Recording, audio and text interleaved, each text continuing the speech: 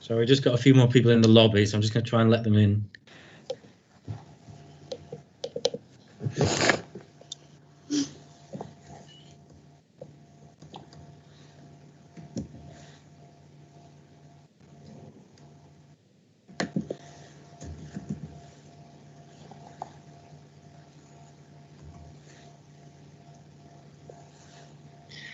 Okay, welcome everybody to today's meeting of the Leicestershire Safer Communities Strategy Board for Friday, 25th of September 2020.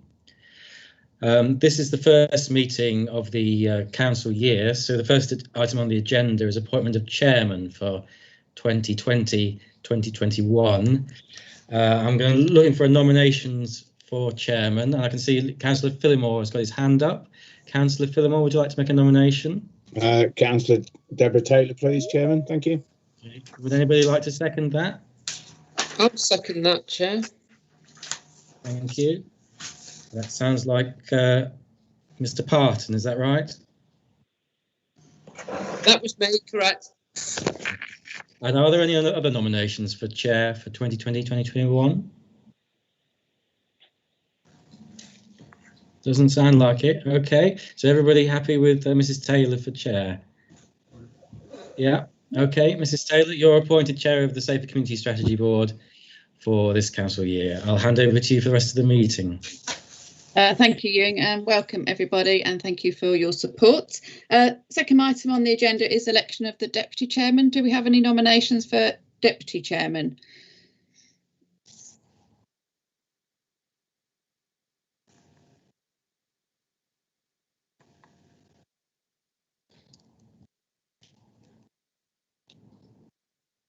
Okay, no one's putting themselves forward. Do you want Taylor, I'm more than happy to put my name forward, but I don't know if other members are happy that two members of Leicestershire County Council are chair and vice chair. But if there's no nominations, I'm more than happy to do it. Okay, is anyone prepared to second that? Happy to second, Chair. Happy to second. Thank you, Les. Anyone else want to put themselves forward as vice chair? Okay, welcome, Ted, deputy chairman.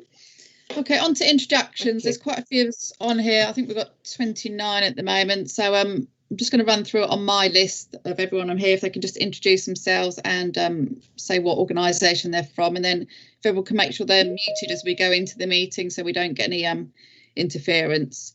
So I'll start with myself. So Deborah Taylor, I'm the lead member for Children's and Families and Community Safety at Leicestershire County Council. Next one I've got on my list is Andrew Cotton. Morning, Chair. Andrew Cotton, Director for Housing and Communities at Melton Borough Council. Thank you. Andrew Woodman. Hi, Councillor Andrew Woodman, Chair of the North West Leicestershire Community Safety Partnership.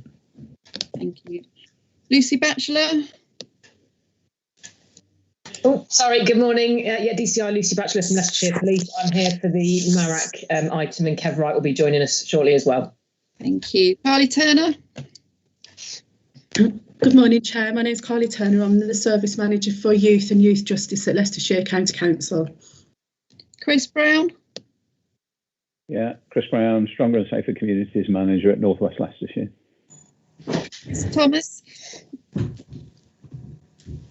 Tom Day, Service Manager for Communities, Harbour District Council.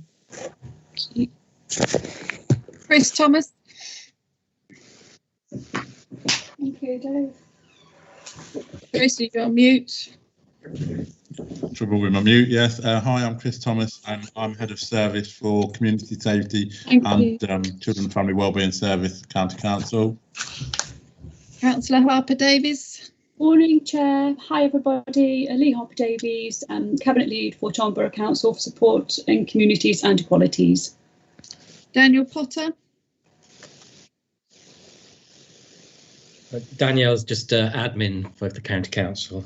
Thank you. Ewan Walters. Yeah, Ewan Walters, Senior Democratic Services Officer, Leicestershire County Council. Paul Hinson. Yeah, Paul Hinson, I'm the Chief Exec of the Office of the Police and Crime Commissioner. John Richardson. Good morning all, John Richardson, Director of Blaby District Council. Joshua Marvjar. Good morning, I'm Joshua, I'm a Consultant in Public Health at Leicestershire County Council. Kevin Lloydell. Councillor Kevin Lloydell, good morning to everybody. Chair of the Community Safety Partnership, the Oby Wixton Borough Council. Thank you. Thank you. Lord Back. He's on holiday, back next week. Okay, thank Gives you. his apologies. Okay, thank you. Les Phillimore. Thank you, Chair. Councillor Les Phillimore, portfolio holder at Blaby District Council and co-chair of the Blaby District and Hinkley and Bosworth Community Safety Partnership. Thank you, Chair. Thank you. Michael Mullally. Hello, Michael Mullaney, Executive Member for Community Safety at Hinkley and Bosworth and the other co-chair of the Blaby and Hinkley and Bosworth Community Safety Partnership. Ted Parton. Good morning, Leicestershire County Councillor for the Loughborough South Division, and I'm on this board as a representative of the Leicestershire Fire and Rescue Service of the Fire Authority. Nick Dan.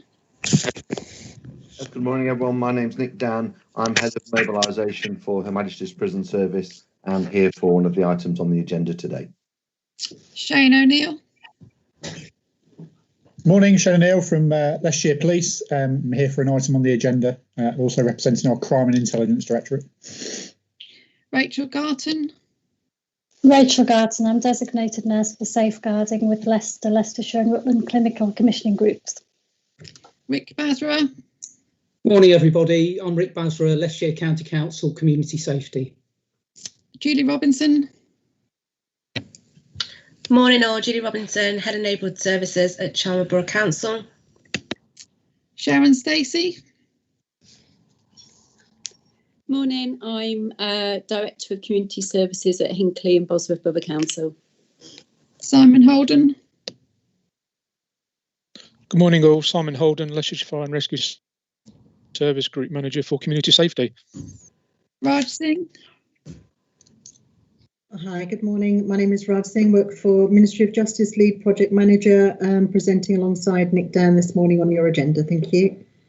Adam Streets. Yeah, good morning. Adam Streets. I'm a Chief Superintendent, Leicestershire Police for local policing across LLR. Kevin Wright. Yeah, hello, good morning. I'm the current MARAC Manager. I'm here for an item on the agenda. Okay, I've got a telephone number here with no name. I don't know who that is. Do you know, Ewan? I think it may be Kay Knowles from the probation service. She did contact me and say she was going to be dialing in. Okay. Yes, morning all. Kay Knowles, Interim Head CRC Probation, also representing Bob Byrne from National Probation Service. Is there anyone else I've missed? Because I think people have been joining as I've gone down the list. Hi, yeah, it's Chris Hedworth, Community Safety Manager for Leicestershire County Council. Hi, Chris. Anyone else? Alan Pearson, I made it. Better late than never. Welcome, Alan. And you're representing? Melton Mowbray. Okay. Anyone else? Okay. Welcome all. Like I said, if you can all mute and if you can use the raise hand facility if you want to speak, and then obviously take your hand back down when you've spoken, so I can try and keep track, because there's quite a few of us on this call, so it's going to be quite difficult to manage you all. Okay, item 4 was minutes of the previous meeting on pages 3 to 10. Is there any issues anyone wants to raise from the minutes? Are we all happy to note the minutes? Okay, thank you. They're all noted. On to item 5. Any matters arising from the minutes that anyone wants to raise? Paul? Yeah, just to say, it says that Gurjit was representing the Violence Reduction Network and the county council, but actually she was also representing the OPCC that day, because neither Willie nor I could get here, so she was actually attending on our behalf as well. Okay, thank you, Paul. We'll add that into the minutes as well. Thanks. Can you do that, Ewan? And then Les? Yep. Thank you, Chair. Really only relating to the Glenparva Parva prison development. Very happy to report that Rita Patel-Miller from Lend-Lease did make contact. We subsequently held a meeting with some of my colleagues from the Federation of Small Businesses. Very productive. Those two representatives have roles on the one's on the Leicestershire Enterprise Partnership Business Board, and the other one's on the SEMLEP Business Board. And coincidentally, and very fortunately, one of the representatives is also a bit of a PR media expert. So we will be tapping in and hooking up with Lend-Lease, getting as much noise out there as we can, targeting that SME community, and in the light of the economic and business impacts of COVID, I think perfect timing to help kickstart our economy. Thank you, Chair.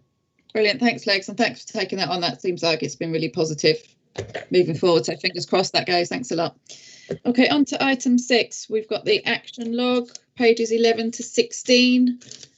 There's a few issues that are amber. I don't know if anyone wants to raise any of those issues.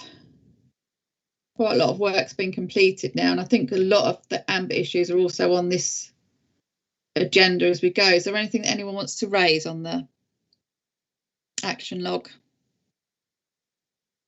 Let your hand still up. Okay, we all happy to note the action log? Okay, thank you. On to item 7, any declarations of interest from anyone?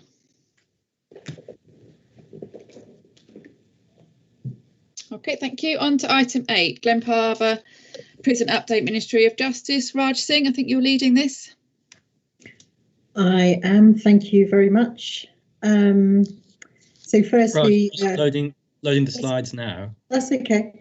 Yeah. I just really wanted to start by obviously saying thank you very much for giving us this opportunity, and obviously congratulations, Chair and Deputy Chair. What we're going to do is that Nick and I both will be going through these slides with you. What I was going to suggest was perhaps what we can do is if we can take questions at the end, only because it may be that we perhaps cover some of these things as part of the actual slides, if that's okay.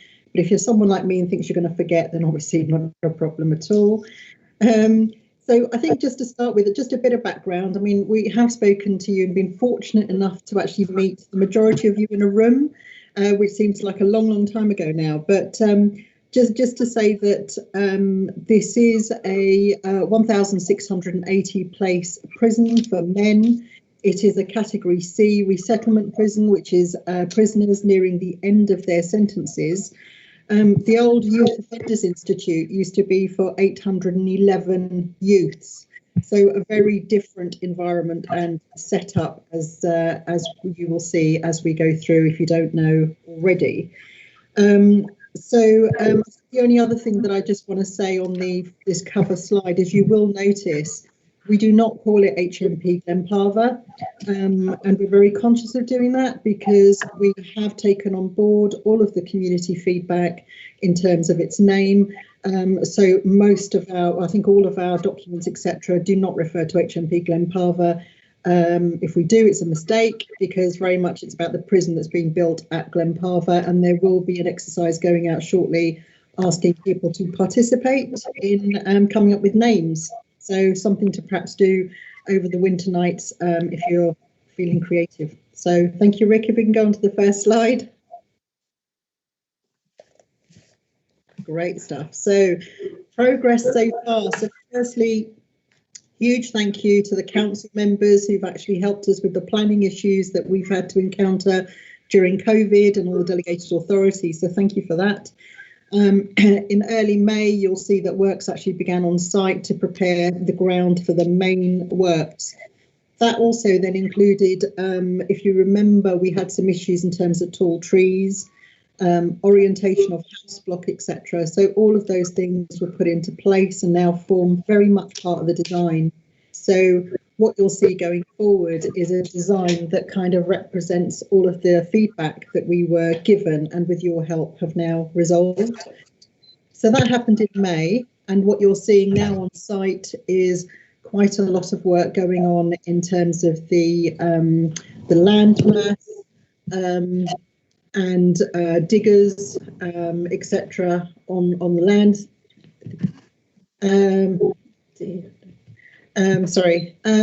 So that's going on at the moment. In September 2020, we announced the signing of the contract with Lendlease for the main works itself.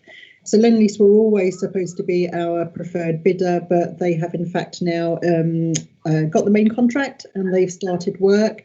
And I believe it's today, potentially, Nick, that the newsletter should be going out to the local community, which is actually sent on behalf of Lendlease. Is that right, Nick? Yes, that's my understanding, yes. Brilliant. And I think also to actually make mention here that we're particularly proud of the work that Lendlease have done. Under COVID restrictions, they have maintained a site which is COVID secure. The layout of the site, etc., is exceptional. There is what we call a COVID management plan in place, which means that they actually observe all Public Health England and also the Construction Council, Leadership Council guidelines. So it's a very, very strictly governed site. So that's obviously extremely good news. So we're proud of them for doing that. The main works have in fact started because they kind of just transitioned from the early works that were going on. And we're actually in the throes currently of, we call it a groundbreaking ceremony, but if I could just say that in light of COVID, that sounds very grand. But for those of you who know the site, you will know that actually it is no more at the moment other than a proper construction site at its worst, with muddy fields, you're knee deep in mud. Therefore, what we are looking at in light of the restrictions is really just probably our Minister, Lord Chancellor, etc., and just marking the event in terms of our first key milestone, which is the piling for the first house block. Some of you will receive an invitation, although we are still looking at numbers. So it may be that you receive something and then you may receive an email to say, actually, given the restrictions, we're not able to accommodate that. But I'm sure you will understand that won't be for anything else other than the fact that for health and safety. Thank you, Rick. The next slide, please.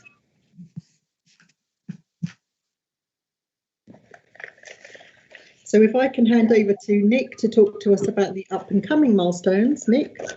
Yeah, thank you, and good morning again, everybody.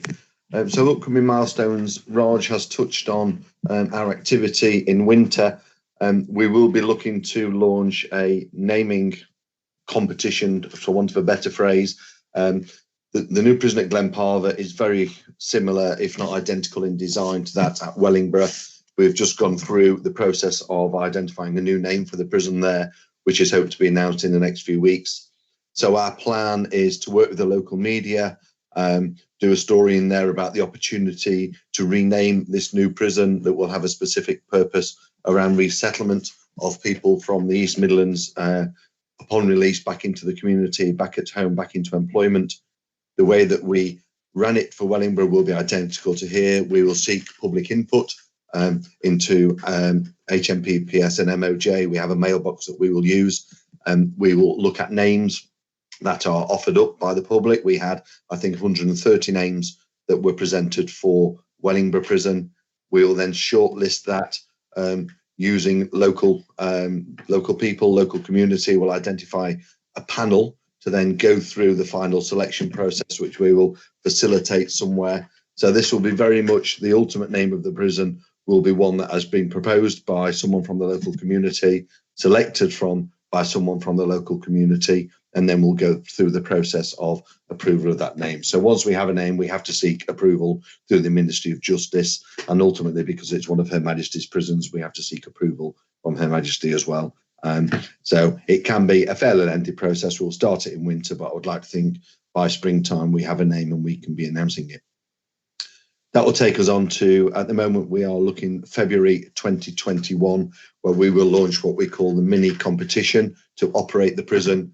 So the government has decided that Glenparva will be a privately operated prison, that being a prison that is not managed by Her Majesty's Prison Service, but is managed by one of a number of private operators currently working in the prison sector in the UK.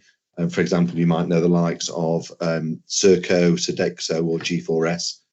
So back in 2019, we set up a framework for companies to want to bid to run the new prisons that we knew we were building. So that framework had 6 companies that applied and were successful in getting on that framework. They are G4S, Sodexo, Serco, MTC, Mighty and Interserve, if I've done that right. So there is an existing framework, and that is why we then refer to a mini competition to operate Glenparva, because those 6 companies have already proved that they have the capability and ability to manage a prison. So what we then do as part of the mini competition is we ask them to give us a very detailed proposal for Glenparva, what their plans are for Glenparva, how they will manage it, what the role of the prison will be, and how they will deliver a safe, decent and secure prison environment. So that will launch in 2021, probably February, I'm told at the moment, with an outcome probably due at the end of 2021. Construction is due to be completed in spring 23 on site. So Lend-Lease will be complete, the prison will be complete, and what will happen at completion, the prison is simultaneously handed over to Raj and her team in the Ministry of Justice. And at the same point, we then give that to the successful operator for the prison. So Her Majesty's Prison Service will never actually operate the prison. What I did forget to mention, sorry, is that Her Majesty's Prison Service have set a benchmark for how we can operate the prison as a public sector organisation. We know how we can operate it safe, decent and secure, and what it will cost us to operate that in a 10-year period.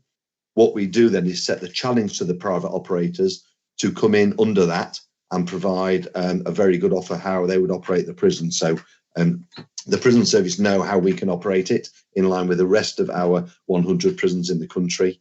If none of the bidders come in under that threshold, it will automatically revert to being a public sector operated prison. However, for the competition for Wellingborough, 4 of the 6 companies chose to bid for Wellingborough and all 4 came in under that threshold. So spring 2023 construction is complete, and at that point the prison will be handed to the successful operator for them to then operate and maintain and prepare to receive the first prisoner, which will be due in September 2023. As Roger said, the capacity will be 1,680 men, a different population, as Roger said, to the young offenders prison that you had. These are men that are coming to the end of their sentence. And because it's a resettlement prison, the very clear criteria for a resettlement prison, anyone that lives within 90 minutes of the prison and in their last 16 weeks of custody will come to Glenparva. However, the way that the system will work is that local people will probably be there 1 or 2 years towards the end of their sentence. Gives us a lot longer to work with them and prepare for them for their release. That's it for that slide. Rick, if we could move on to the last slide, please. So this slide talks about the aspirations that we have set for Lend-Lease as a constructor. Previously, before coming on to the new prisons project for Wellingborough and Glenparva, I also mobilised the new prison in North Wales, HMP Berwyn, and Lend-Lease were the constructor there. and they were set aspirational targets for that site, and I'm pleased to say they overachieved in every element of the targets that we set. So as part of the construction contracts that we award, we have very specific key performance indicators within that contract that ensures that the way that the money is spent by the constructor provides benefit to the local community. And this is a brief summary of what those targets are. That 25% of those employed on site will be local. That's within 25 miles of the site. 40% of local employment for the off-site manufacturing. So, for example, the prison will be manufactured using precast concrete panels. There are about 15,000 concrete panels that will be used for Glenparva.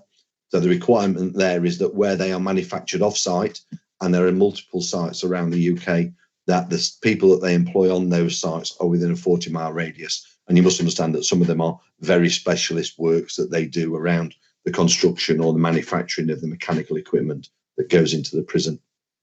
Lend-Lease must create 100 new jobs, and of those 25% will be offenders that have been recently released from prison or prisoners that come on temporary licence from an open prison that have been risk assessed to work out in the public towards the end of their sentence. 1,750 work placement days. Pleased to say that Lend-Lease very overachieved in this area at Berwyn. So these work placement days, for example, will be working with local colleges and local sixth form academies, etc. For those that may have expressed an interest in either working in construction or a particular element, whether it's electrical or plumbing, what Lend-Lease will do will work with these and then do placement days, bring those individuals on site so they can see maybe if they're doing a construction course or a bricklaying course, how that actually works in real working environments. So there's 1,750 days that Lend-Lease will have to provide. There will have to be 50 apprenticeships created or jobs with a structured training programme to enhance the qualifications of those on site. 1,000 individuals upskilled, again, working with the Construction Industry Training Board. There will be a building on site that will be used to upskill individuals on site. So those that come in with a certain level of qualification, they will be upskilled during their time that they work on site. And there will be times, I think the peak for employment on site, Raj, I think is Wellingborough, and it, as I say, it's same build, we're peaking at about 1,000 contractors on site at the business part. Yeah. So go to bottom line, 30% of the expenditure for the build will be for small and medium enterprises. 25% of those, I'll just try and get rid of that bar because I can't read. Let me just go to that. Notification bar, there we go. 25% has to be local spend from the build project. So local is classed as within 50 miles of site. Some people say 50 miles is a lot, but you need to understand some of the specialist equipment that needs to be provided may not be able to come from the immediate locality. So we allow 50 miles then to procure specialist work. They will pick one community project per year. In North Wales, they Lend-Lease worked with a local special school, created a sensory garden, updated all the outbuildings, etc. So it will be Lend-Lease to work with the community to identify what that project is. Also, £50,000 spent with local social enterprises. And on the last one, you'll see 15 targeted events for those who have low representation in the construction industry. So very much we ask them to target those sometimes difficult BAME population to get those specifically into the construction industry. So that's it for my presentation. I see that there are hands up. Let's start top of my list. Is it Les Phillimore? Les, you have a question? Yeah, thanks for the presentation, Nick. You actually answered my second question to do with community projects. The 40% manufacturing base that you're looking for, has the scoping been done? Does that physical expertise and capacity exist within that radius that you're referring to, or is it a theoretical objective? No, it's absolutely not theoretical. So the objectives that we set, Lend-Lease have to report monthly on how they're achieving those, and again, those can be further drilled down and looked at. But no, We know because the way it has worked at Wellingborough, we know. So what we did, we designed Wellingborough, and then what we've said is because we've spent the money on the design, Wellingborough and Glenparva will be identical prisons. They will use same subcontractors to do some of that work. So we do know that the expertise does exist within that radius to build Glenparva prison. So may I ask then, bearing in mind where Wellingborough is, does that tend to weight it towards the Northamptonshire side and not the North Leicestershire side? No, not at all. So, for example, one of the work streams that we have to do around the mechanical, electrical, and plant is that all the plumbing, etc., that goes into the risers for the 4-storey buildings are built off-site. They're built in Albury, in Wolverhampton. So it's for the individual constructor to identify where they can procure that. So they have to make sure with the specialist services they fall within that 40-mile radius, and it's 40 miles as the crow flies, not as road transport. Okay, thank you, Nick. Thanks, Chair. Thank you. Paul, good morning. How are you? So you have a question? Hi, Nick. Yeah, I'm very well, and you? Yeah, good. Thank you. Good to see us moving on. Interestingly, the two of the companies, I didn't know this until now, two of the companies that are likely to bid, I've worked for. And I was also in Wales when Berwyn opens, so it's kind of familiar territory. I suppose I like the way you're modelling the benefits. I really do. You know, I think that's the right way to go. And you know, those benefits seem pretty tangible to me. I mean, I suppose I would also want us to model the disbenefits and make sure that, you know, we take into account what, you know, what things might not, you know, we might have to deal with from a community perspective. And just would want to work with you on that. I know we've started that dialogue, but you know, I suppose 1,680 is a lot of people. I don't really know how many of them will be LLR people and how many will be kind of in the surrounding area. I've lost track a little bit of the effectiveness of resettlement. You know, initially when all the new stuff started, it was criticised. I know things have changed since then, but you know, how many people do effectively resettle? Yeah, I think what we need to do is think about the impact on our services as well, because you know, obviously there'll be services in the prison, but services outside in the community, you know, things like drug treatment, mental health, homelessness services, those sorts of things.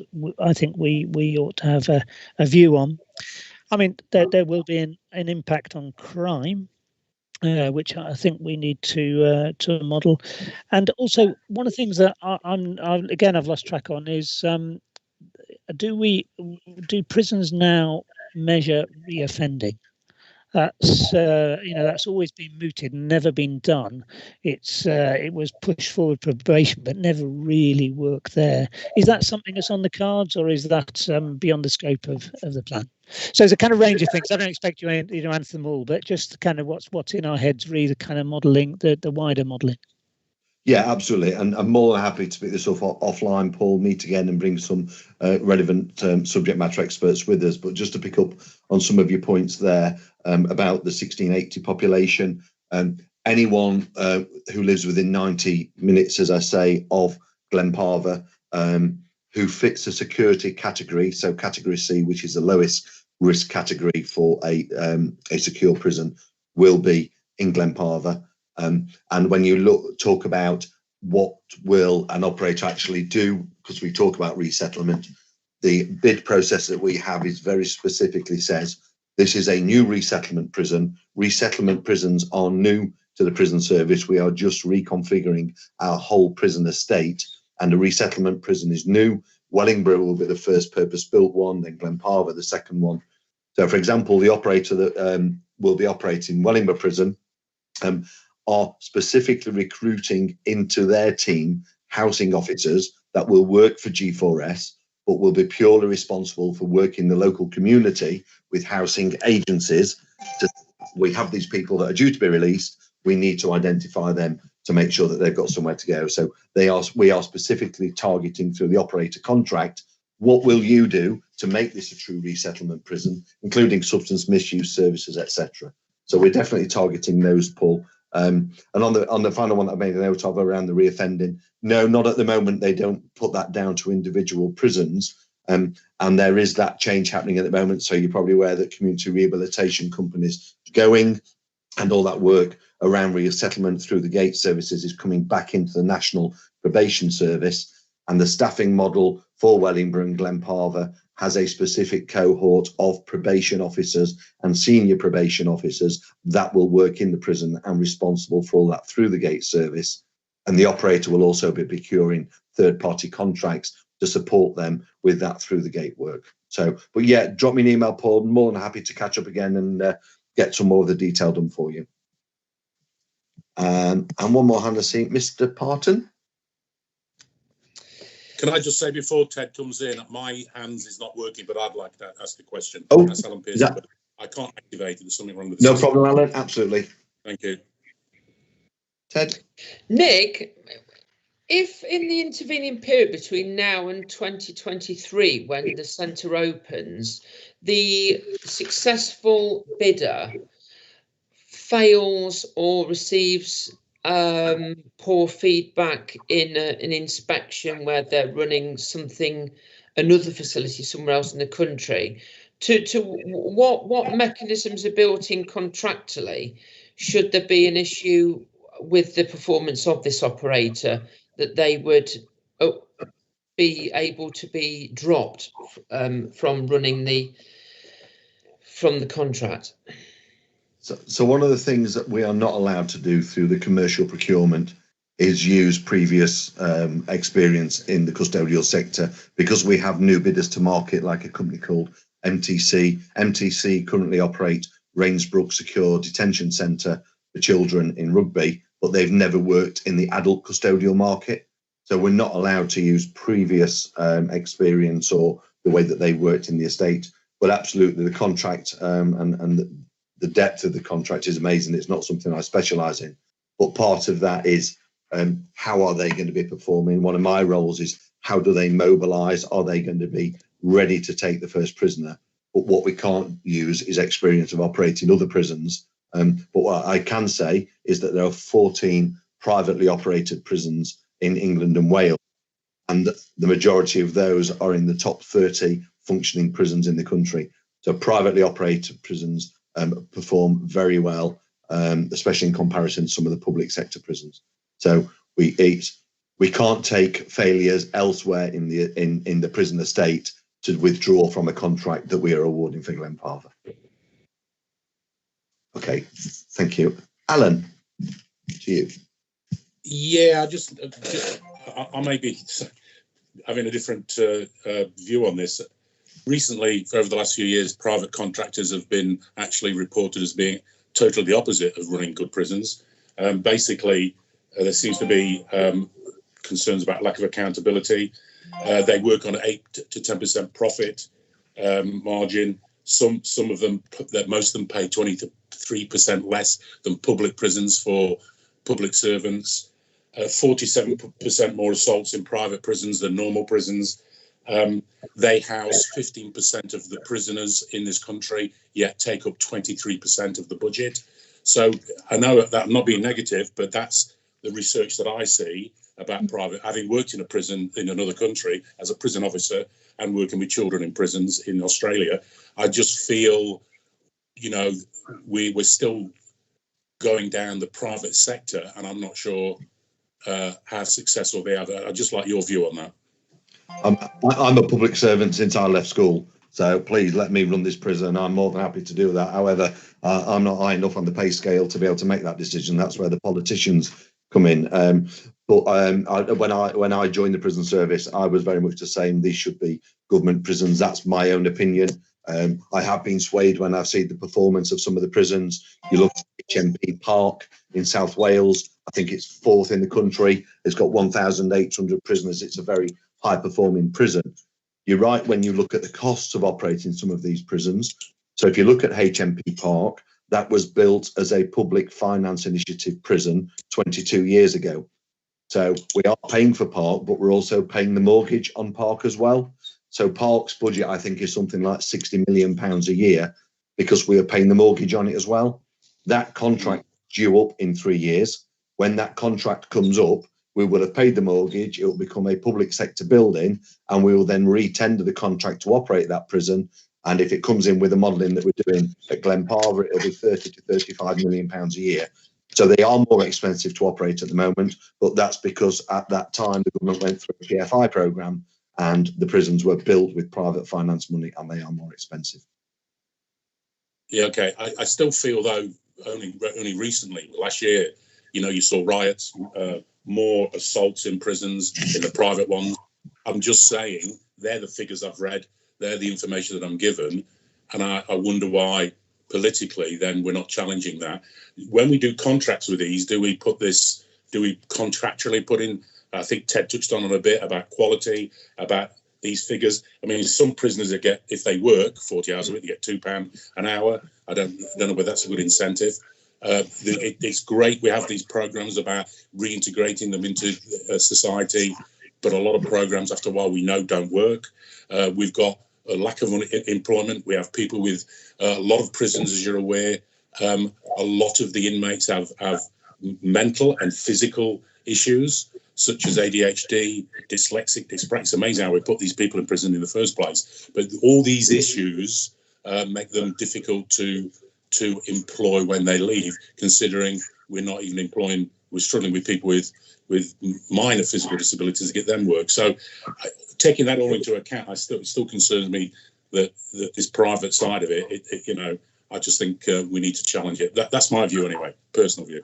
Yeah, and I get that, and I say you can look at the performance of prisons down the bottom end. You'll see public and private. It's same across the whole remit. I wouldn't say the private sector are worse than public sector. I don't know, but absolutely the contract for Glenparva is very detailed.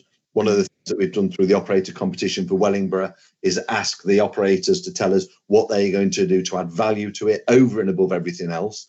We are now taking those over and above added value bits and putting them into a formal contract.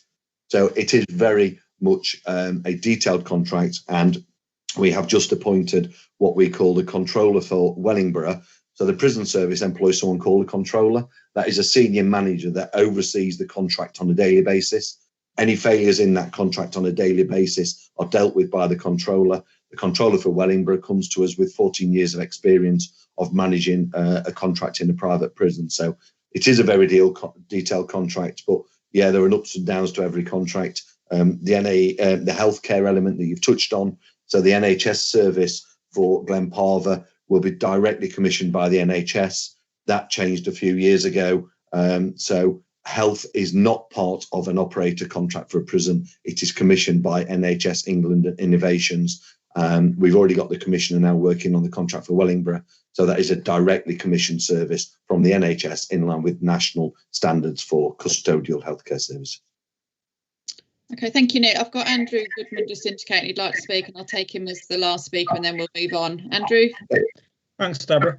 It was just sorry if I've missed this. It was just a point following Alan's point. With the probation officers, would they be employed by the National Probation Service, or would they be employed by the operator? No, they're employed by National Probation Service. So, okay. Work under the East Midlands for Wellingborough. So I think Wellingborough, there's a national model for offender management in custody. I think Wellingborough is 13.5 probation officers plus senior probation officers. So the probation service is directly procured by the probation service, working with the operator hand in hand. But so the probation service is not part of a privately operated contract. Okay, thanks. Okay, thank you, Raj and Nick, for coming up with those questions for us. Just a couple of points from me. I just hope those aspirational targets, we exceed them, because they're looking really good, and that would be really great for the local community, especially in this climate.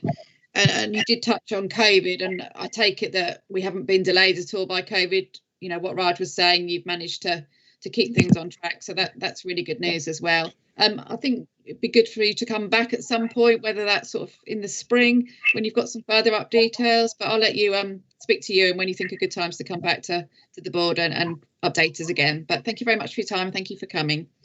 Okay, thank you. Yeah, thank you.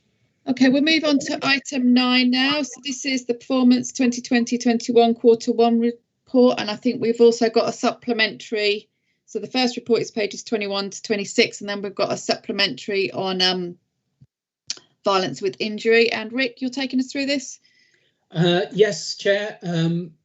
If I can refer everybody first of all to that first report, which is the usual performance report. All the data supporting the report is in the that's in the commentary is available online on the portal, and the latest link to that portal is within the document. We're continuously increasing the number of key performance indicators within the report itself, so keep an eye on that. In summary, in relation to the report, the key points I'd pull out is that overall crime is down, with the exception of violence with injury, and I'll speak more about that in a moment. Domestic abuse offences are relatively stable, except for those involving injury. And again, that's linked to the supplementary paper that has been circulated. ASB reporting to the police has increased, particularly environmental ASB. And that environmental ASB, as a reminder, deals with the interface between people and places as opposed to individuals and the wider community. Case managed ASB is slightly down on Sentinel. And the final thing that I pull out of the report, hate offences, the reporting for those has improved, but we're still talking about very small numbers.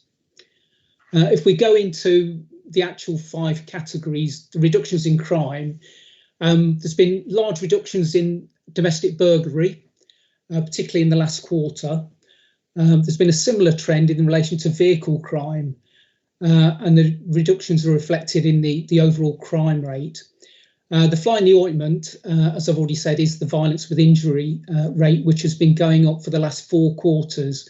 It's currently at a rate of 5.8 offences per 1,000, although the regional average is higher than that at 8.9 per 1,000. Going to reducing offending and reoffending, both primary KPIs for this area, the rate of first-time entrance to the criminal justice system and the rate of reoffending by young offenders, have over the years given sustained reductions. But these reductions are levelling off, and that's something that's been reported in the last few reports, in actual fact, as you can see from the trend there. A new indicator has been added to the portal. It's showing young offenders actively engaged in education, employment and training, and that's showing a small reduction compared to last year. Moving on to the next category, repeat victimisation and vulnerable victims. The current MARAC repeat referral rate has risen again to, it's currently at 51%, which is well above the Safe Lives recommended threshold of 40%. I would say that nationally MARACs are configured differently, and there is an input in this meeting later on in relation to the MARAC setup locally. A further key performance indicator concerns UAVA referrals. These have seen a slight increase, but are relatively stable. A number of additional indicators have been added to the portal, but notably the violence with injury KPI, as already explained, does stand out within the data.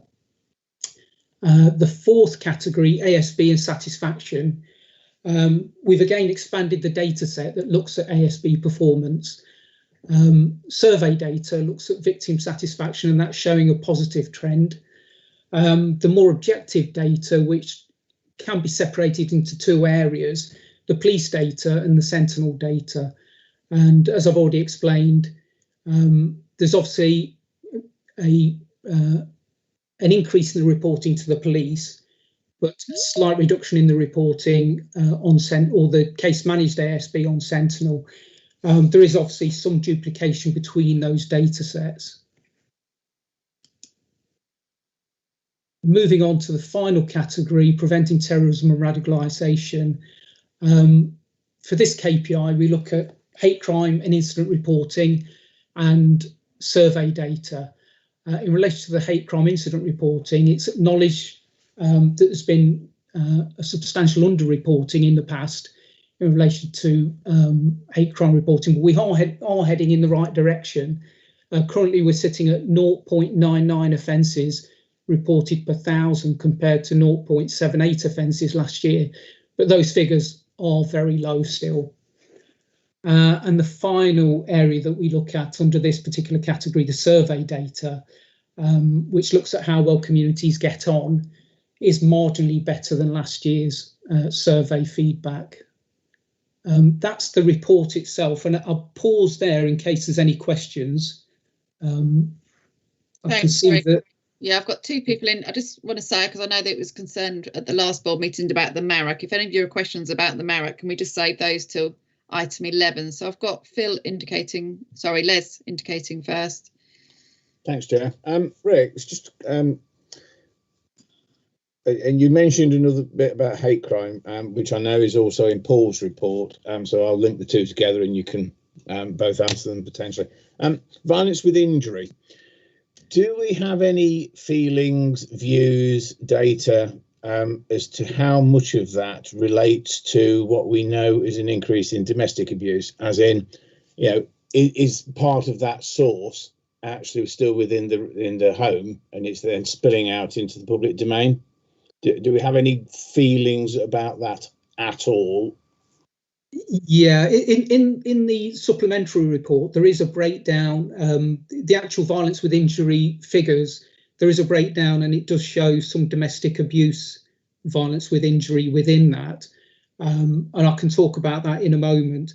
But yes, there is an element of that violence with injury rate that has been identified as domestic abuse related.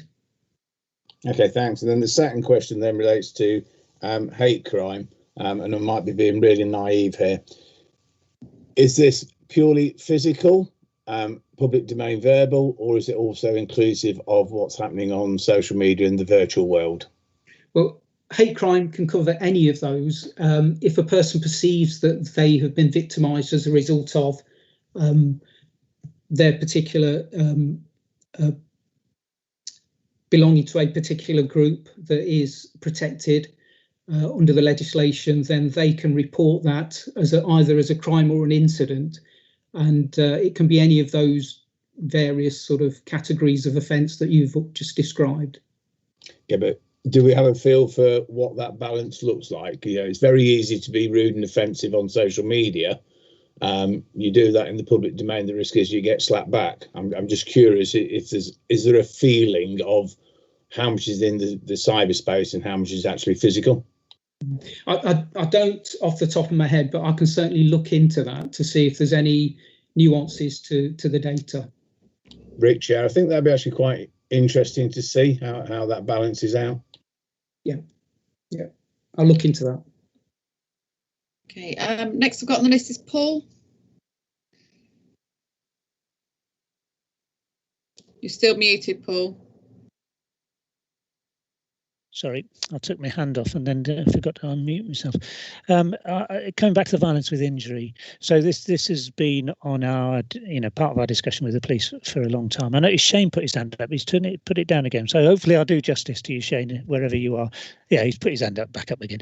But it's been on the Strategic Assurance Board, which is the kind of assurance board we have for police performance, and for some time. And we had a really detailed forensic analysis for the last session about a month or so ago, where we went through this in quite a lot of detail, the actual numbers that were being generated. One of the key factors that pretty much explained it, but I'm interested in Shane's view.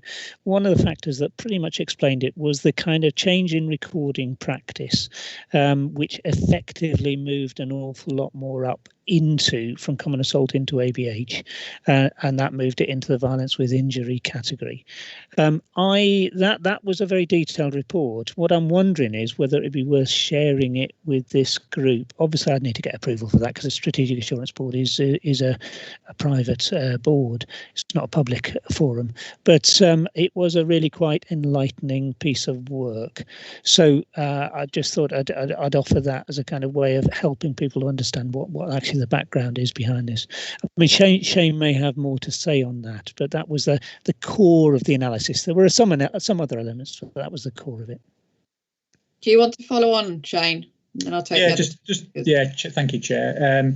Just to reiterate what Les had said, really, if Rick was to bring back next time an overlay of violence without injury, you would see that as the Leicestershire Police is rightly improving our data integrity in line with recommendations we have externally, you'll see that we've just transparently moved a lot of our categories into the correct category to comply with that. So is Leicestershire more violent as a result? There has been some increases in crime, not in domestic, it's been very steady as said, but what we'll see is where an incident may have been closed, there is now a public order offence or a violence offence recorded. And equally, just so people don't get alarmed, sometimes there are multiple crimes in one incident. Now, whether you agree with this or not, the counting rules are quite clear. All of those crimes need recording, which means although the investigators are still investigating the one offence, there might be two more attached to it that need resolving. And that is just so we as Leicestershire Police give the best figures we can nationally. Other forces in the region are starting this journey, others have been through it, and others need to learn from it. So I think all the Home Office are trying to do is make sure that we're comparing like with like. So if Rick was to bring back that violence with injury overlaid with violence without injury, I think the board would be a little more reassured that there hasn't been a huge increase overall, but there is a direct correlation as we've put more effort into that from April this year. Thank you, Chair. Thank you. Chris Brown. Thank you, Chair. Just a quick question, Rick. I noticed this is on the supplementary paper, it's a rolling 12 months. It's just a little concerning that some of these are from centres, town centres, etc. But we've had virtual shutdown for a good few months. Do you think those figures would be higher had we not had that shutdown? Or is there any dip within that because of the shutdown, and this is as a result of crimes and offences either side of that shutdown? Difficult to say what would have happened, but if you look at the trend data, we're going on to the second paper really, but there is a trend analysis in relation to when the actual violence with injury rates have occurred, and you can see that basically over the last 2 years there's there's been a steady rise. There's a big jump around about Christmas time. It then comes back down again, but then broadly speaking, when COVID-19 has struck, it's gone up, which strikes me as being quite counterintuitive to what we would expect to happen. But yeah, it's pure speculation as to why that is. We can certainly look into it, but your guess is as good as mine, I guess, is what I'm saying. That's brilliant. Thank you. Thank you. Andrew? Thanks. Hi, Rick. It was just a question relating to the environmental ASB and the increase in that. How much of that do you think could be attributable to the COVID restrictions?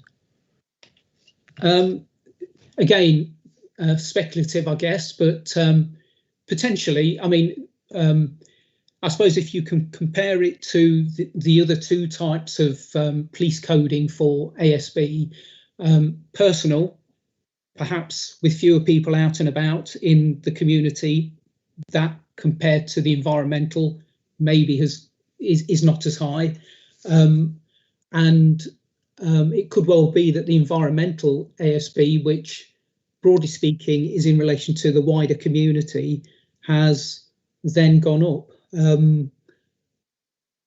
I'll be honest with you, I don't know why there would be an increase in that compared to the others, but that is what the data is actually showing us. I can certainly be interested how it pans out.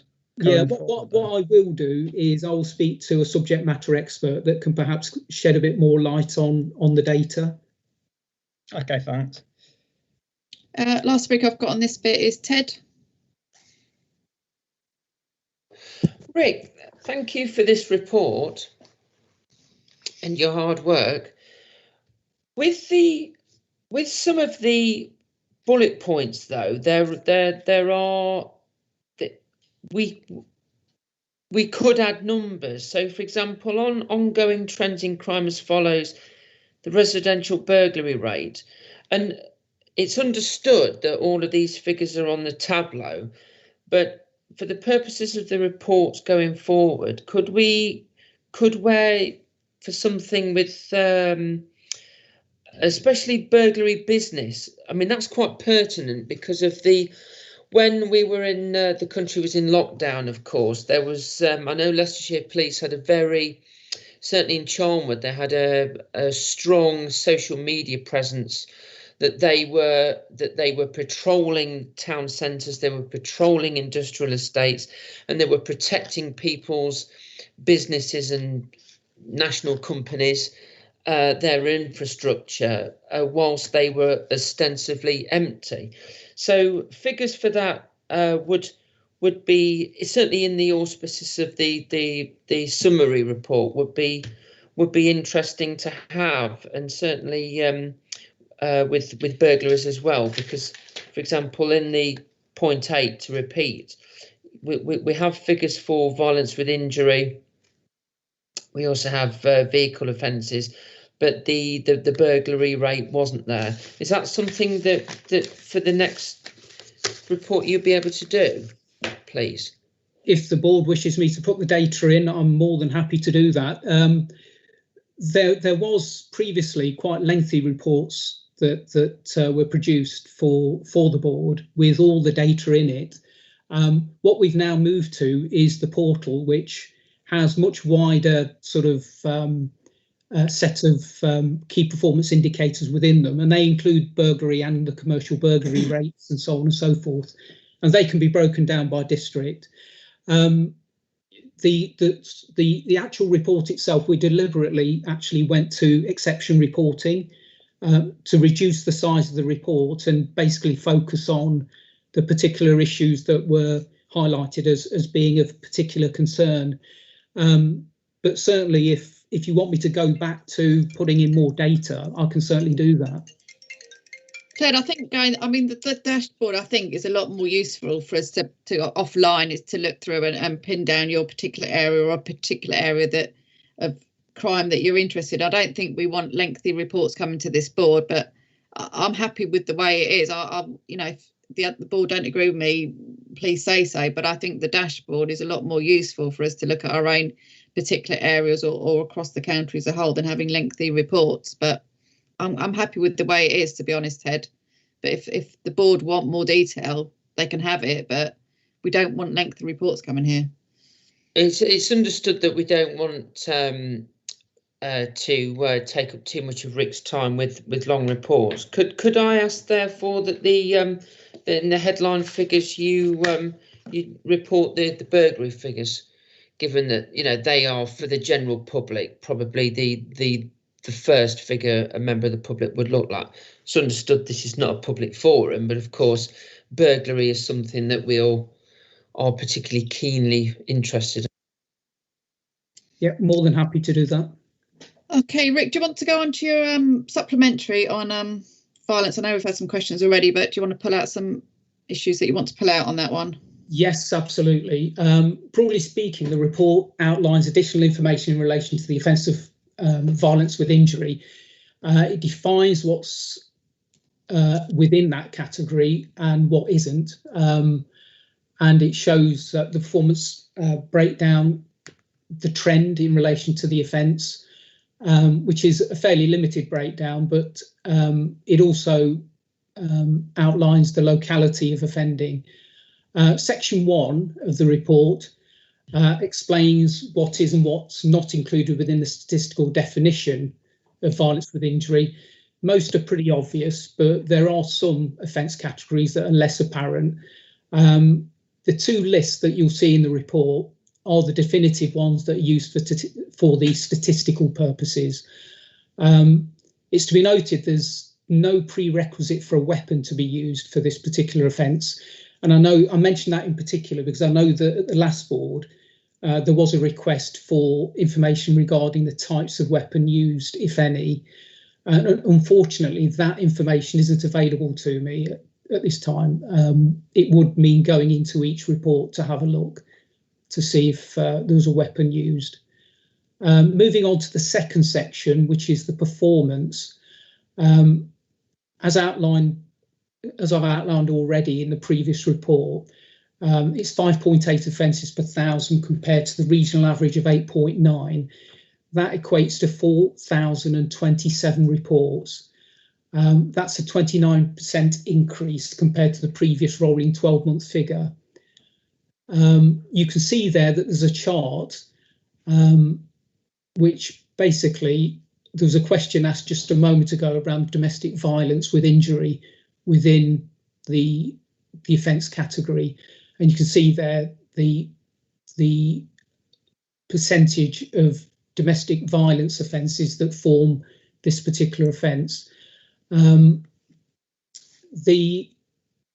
you've got domestic violence with injury, alcohol-related violence with injury, and drug-related violence with injury. And of course, by definition, there's a fourth category, which is none of the above, effectively. The table shows the relative annual change within each category, and unfortunately, it's on an upward trend. Looking at the third part, which is the trend itself, the trend chart shows the monthly direction of travel in relation to the offence. It shows a relatively gradual but sustained increase over time. But there's a notable peak, as I've already said, at Christmas, followed by a further rapid increase from around about March, which approximates to when COVID-19 lockdown started. The final section, which will be of interest to the board, is the actual locality of the offending. And that's broken down by lower super output areas, which, broadly speaking, is 625 households with a mean population of 1,500. And you can see there that, looking at the list, there's arguably some correlation between violence with injury offences and the nighttime economy, which isn't a surprise. The figures have been collated up to June, but it's going to be interesting to see what happens going forward, particularly as one of the members has already suggested that there are potentially going to be some effects from COVID-19 restrictions on licensing, etc. So that's a whistle-stop tour of the report, which adds a bit more information to this particular offence category. I'm happy to take any questions. Thanks, Rick. It's a really good report and just helps us, I think, understand the categories of violence. Les? Yeah, thanks, Chair. Rick, yes, absolutely. You know, there's a near-term trend which we, in theory, can put our finger on and say it's COVID-related. But can I draw your attention to December 19? So we're looking at section 3. Let's go for the top line, the red line, violence with injury. December 19 and December 18 is, you know, there is a significant increase there, and was nothing to do with COVID. So there must be some sort of theories and ideas as to what was actually, because that upward trajectory was already in place and had clearly been in place for over a year. So I guess the rude pertinent question is, what's actually going on? Thanks, Jeff. Yeah, it's absolutely a relevant question, because I spotted that as well. You know, comparing December between the 2 years, there's clearly a blip there. I don't understand it myself, but again, I can look into that further with the subject matter expert to see if there's any sort of further light that can be shed on that. But obviously there's been an increase December 19, which has then been further exacerbated further on in March.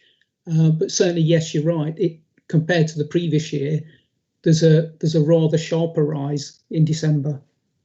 Yeah, I think, Chair, it would be really useful if Rick and his subject matter experts can actually dig into that and come up with some sort of hypothesis as to what is going on, because that upward trajectory is there. It's clear as daylight. So thank you, Chair. Thank you, Rick. Yeah, no, I agree with you, Les. I was looking at that as well, and you know, violence with injury is high compared to other places as well. So yeah, if you can bring us a bit more detail, but that's helpful. That's supplementary as well, Rick. Thanks for that. Okay, I've got no more people indicating that they want to speak. So we'll move on to item 10, which is partner update office of the Police and Crime Commissioner. I've got Victoria was due to present this, but she's not here. So Paul, are you taking us through this? Yeah, I'll take you through it. Actually, I mean, to be honest, I don't know if I really need to go. It's pretty self-explanatory. Victoria's focused on the the engagement activities that have taken place and are continuing. Okay, that's very short from you, Paul. Yeah, and well also done. with all CSP chairs, very. well, there were some other things I wanted to just mention, if I may. Yeah, I'll be dead quick though. First of all, I mean, we had a conversation recently about the opportunity for a domestic abuse perpetrators program, and we've written out to you formally saying, you know, are you interested in taking this further? I'm pretty sure most of you replied and said yes, but you know, nobody said this is how much. So we're still working on a kind of fluid basis on that. We've also approached, as you suggested, the CCG's probation.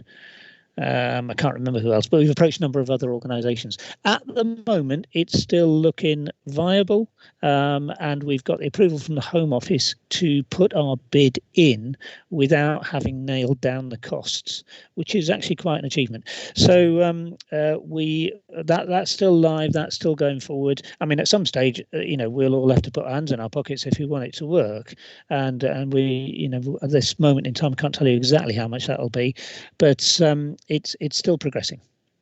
Second thing I wanted to mention was we, along with all the CSPs, have put together a survey. That survey is now live. It's gone out through all the channels that we can use. If anyone's got any other suggestions about the channels that we might want to use, that would be great, because obviously we want to get as much leverage from this as possible. Essentially, it's the Violence Reduction Network, it's the CSPs, and it's the OPCC in a kind of collaborative survey, and we want to get as much response to that as we can.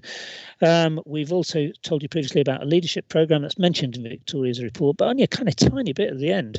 The leadership programme we have now, it's kicked off. We've got responses. That looks we've got 9 bids, so that's looking entirely viable, and we'll get that moving as soon as we can. And the other thing that should go out today, I'm hoping, is the an exit program, previously probably called a gang exit program, but something that we've been working on is about kind of an outreach exercise to engage with those people who are on the fringes of crime, engaging in gangs and so on. So that is also now, it's not quite ready yet. There's a bit more work to do on that, but that's going ahead. So happy to take any questions. I don't propose to hold it up any more, Deborah, than that, but that's my bit. Thanks, Paul. Ted. You're muted, Ted.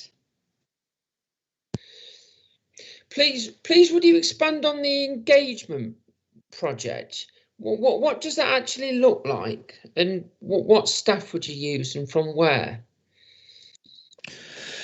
Okay, so pre-COVID, we had our engagement program was kind of real life, going out, meeting people, shaking hands, and so on.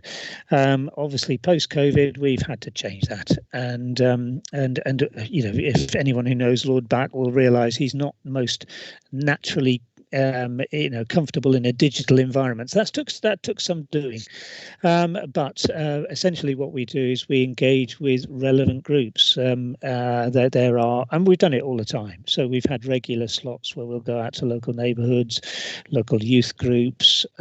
We'll engage with, we engage, for instance, with the Black Lives Matters group, faith leaders, the options that are arranged in there. And the format is pretty simple. You know, Willie's job is to hear from local communities, understand their concerns, and ensure that they're fed into the way in which policing works. So what we do is we kind of summarise it, share it with them, and then take forward any actions that arise from it. I can share any of that with you if you like. That I have to say, despite Willie's discomfort with the digital arena, I think it's expanded our ability to reach people. I mean, we had one, for instance, with youth groups, which was, I think it was through Hinckley primarily, and it was a really, really rich conversation.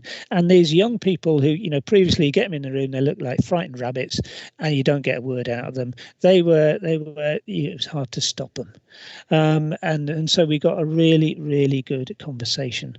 We've had similar ones, challenging ones. These aren't just kind of nice, comfortable, chatty conversations. We had a very challenging one with the Black Lives Matters group, who had a number of concerns, and we've taken those forward. We've got ongoing meetings with them, and some of that's been fed into the Strategic Partnership Board conversations, which we're following up in November as well.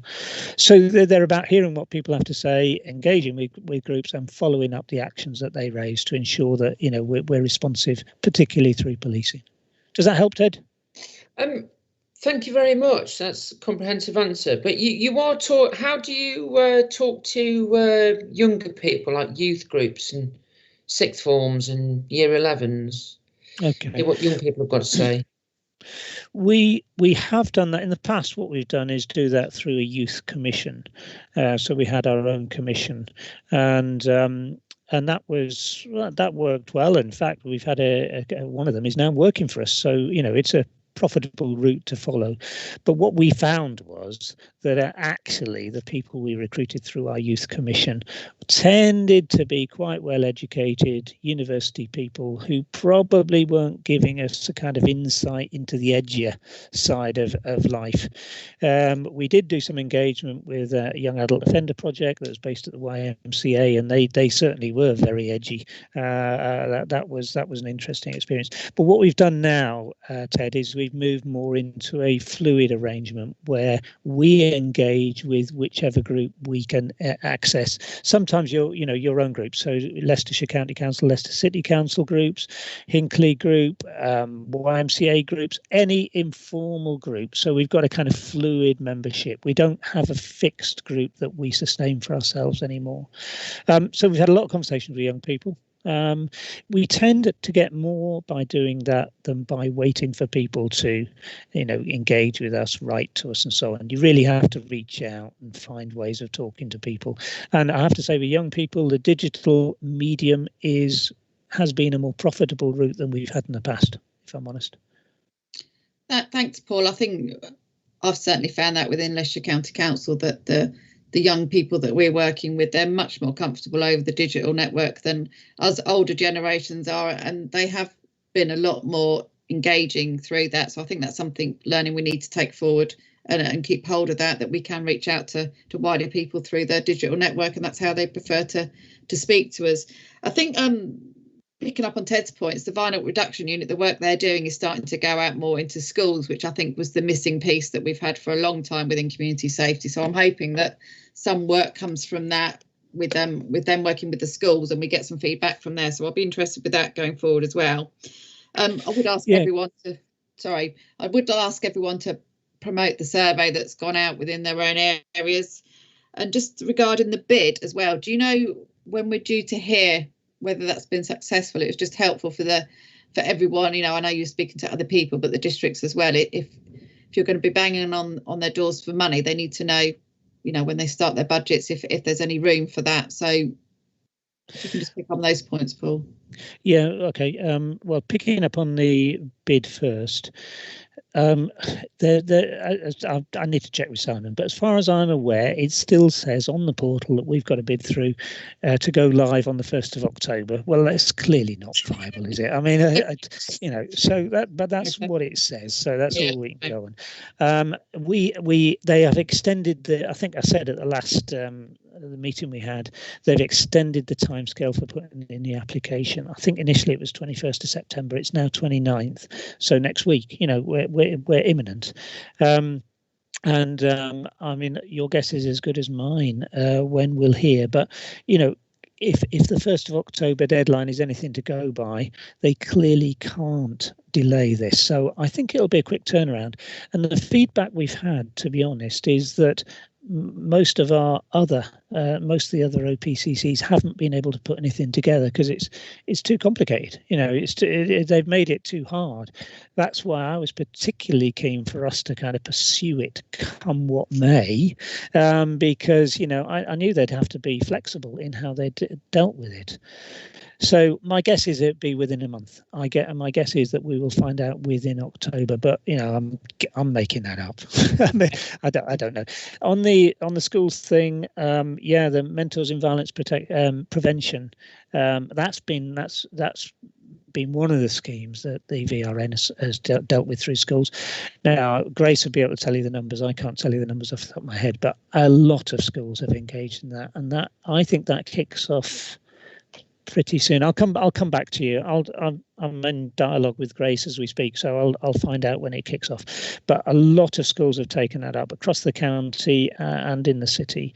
And I mean, essentially, what that is, recruiting school children to engage in this and support their peers and so on, and take responsibility for it. It's a very well established program, and that will roll out. I'm pretty sure, as in the new term, in this term. But I'll double check. What I'll do, Deborah, is I'll double check with Grace, and then I'll put it on the comments box when it rolls out and how many schools are engaged. But the schooling is great. The school response has been really good. We are recruiting for a secondee from the schools. That's been hard to do, though. We haven't got very far with that at the moment. Okay, lovely. Carly. Carly. Thanks, Chair. I might be able to help, Paul. We're rolling out the Mentors in Violence Prevention across Hinckley and Bosworth and North West Leicestershire as the initial rollout, and there's been really good engagement with the schools, and we're supporting those. So we're going to go in and deliver sessions with the children as a local authority as well. So we're excited about that, and because that's been done digitally, we can have additional rollouts across the county in a much faster pace. So that project's really positive, and we're super excited about the peer mentoring role within schools. Thank you. Oh, thanks, Carly. That saved me a job. There you go. Just saved you. Can we have a report come back, whether that's through Carly or whether that's through the of course, VRN, between you, just an update for us, how that's going and what the engagement's like and what's come out of that. That'd be good going forward. Oh, specifically on MVP, Mentors in Violence Prevention. Yeah. Okay, I'll do that. Yeah. Yeah, it'd be interesting for us coming forward, because I think that's been the missing link for all the community safety partnerships, that we haven't got much buy-in from schools. So if we can expand on that, that would be great. Okay, thanks, I'll do that. Paul. On to item 11, the MARAC, and Lucy's taking us through this.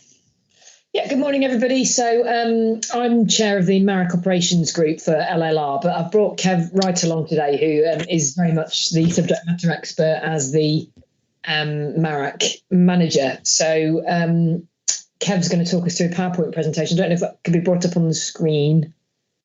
Oh yeah, Ewan's just doing it now, I think. There we go. So I think Kev's going to just talk us through the presentation.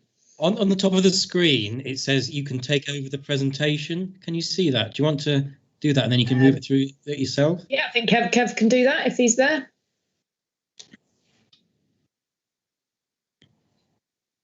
Still loading on my screen. Ah, there it is. Kev, are you there?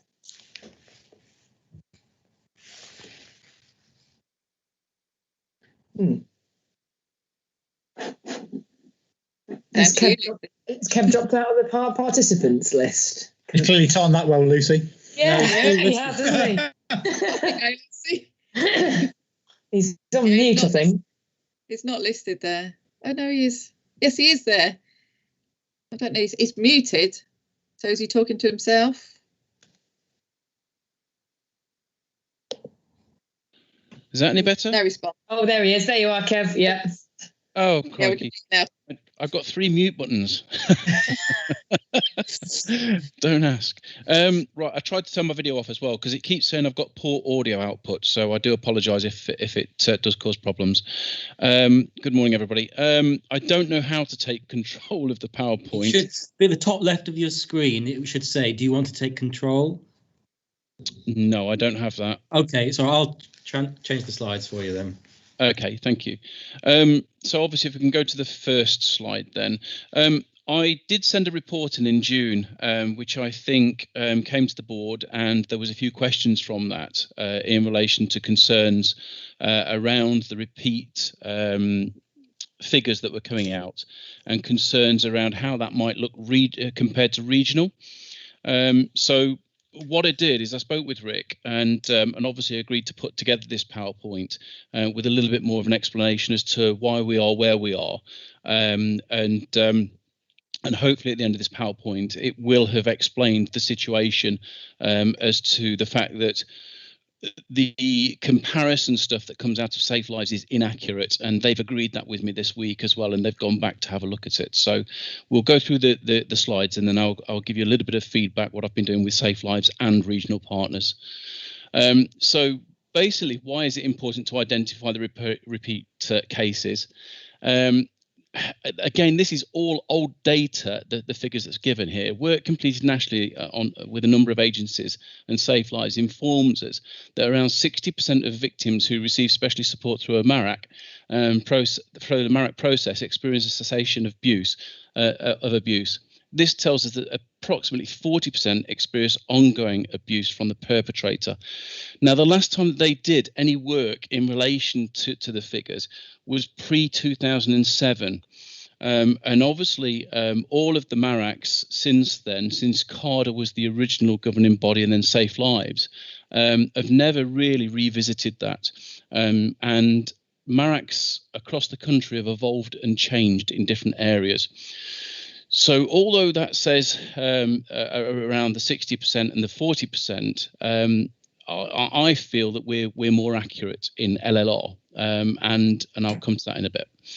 It's important to continue to provide a multi-agency response to those victims where the MARAC has so far not been effective, and continue to work with them and identify why and when the abuse is happening. Work collaboratively, I'll get that out, to reduce or eliminate the risk. There's some slides in a bit which may explain this a little bit better for me. So if we can go to the next slide, please. So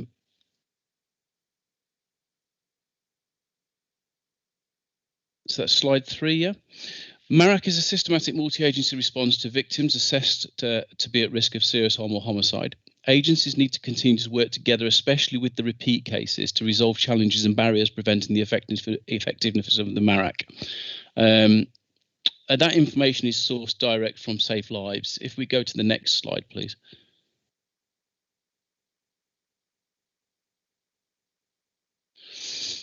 The effectiveness of the LLR MARAC. Right. Safe Lives reviewed the repeat definition following recommendations from Domestic Homicide Review in 2018. It had identified that there was potential missed opportunities of no referral back into the MARAC under the previous definition.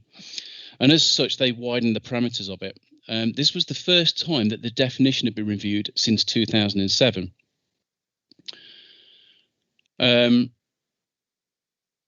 To improve the effectiveness of the LLR MARAC, associated partners have implemented a robust process locally to identify repeat cases in line with the new Safe Lives definition of what constitutes a repeat. I did quite a lot of work with the partners and also with Safe Lives when the definition first came out. I did go to a meeting in Bristol with them, and we did raise, there was a number of areas that raised a concern that changing the definition and broadening the criteria would see an increase in the repeat process. However, at the time, they didn't seem to think it would affect us too much, but we did raise that as a concern. As anticipated, this has seen an increase of repeated cases being identified, along with some recent changes in legislation, especially around the coercive controlling behaviour, because we see those come in on a repeated basis as well. So effectively, while that ongoing coercive controlling behaviours are ongoing, while people are going through, the abusive crisis point to transition to moving on, those reports continue to come back in. So we've seen the increase with those. That's also contributed to the rise. If we go to the next slide, please.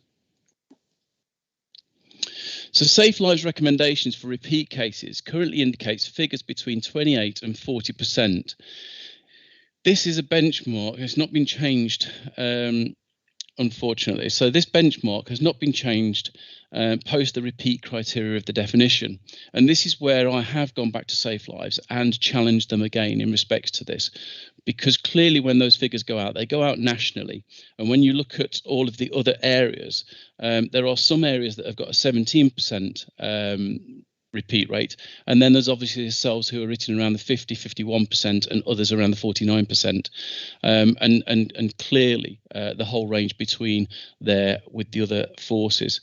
So it is incorrect for us, and the changes of the definition added in 4 extra criteria to consider. Now, because we've been robust around that, this is why we've seen our figures increase, because we've been robust around keeping to the criteria and also the ethical crime recording, the increase in the recording and reporting at the MARAC. So that has all had an impact on our repeat rates.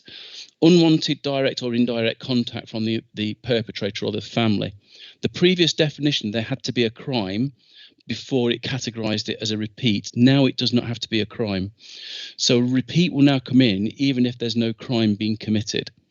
A breach of the police or court bail. Previously, breaches and court bail were not deemed as a repeat MARAC, so it didn't come back to the repeat MARAC, but safeguarding continued in those areas. Breaches of civil orders was a big one for us. So the breaches of the civil orders in any dispute over child contact, property or divorce or separation proceedings.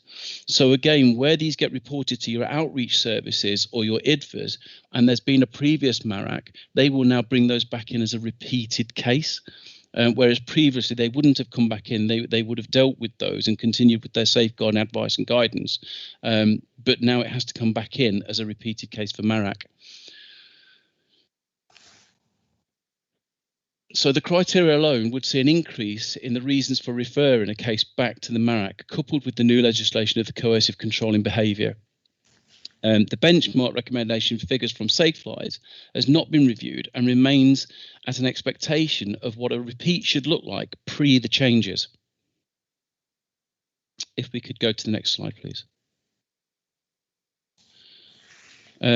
So in 2014-15, 15-16 and 16-17, the LLR MARAC was recording repeat figures of around the 30% repeat rate.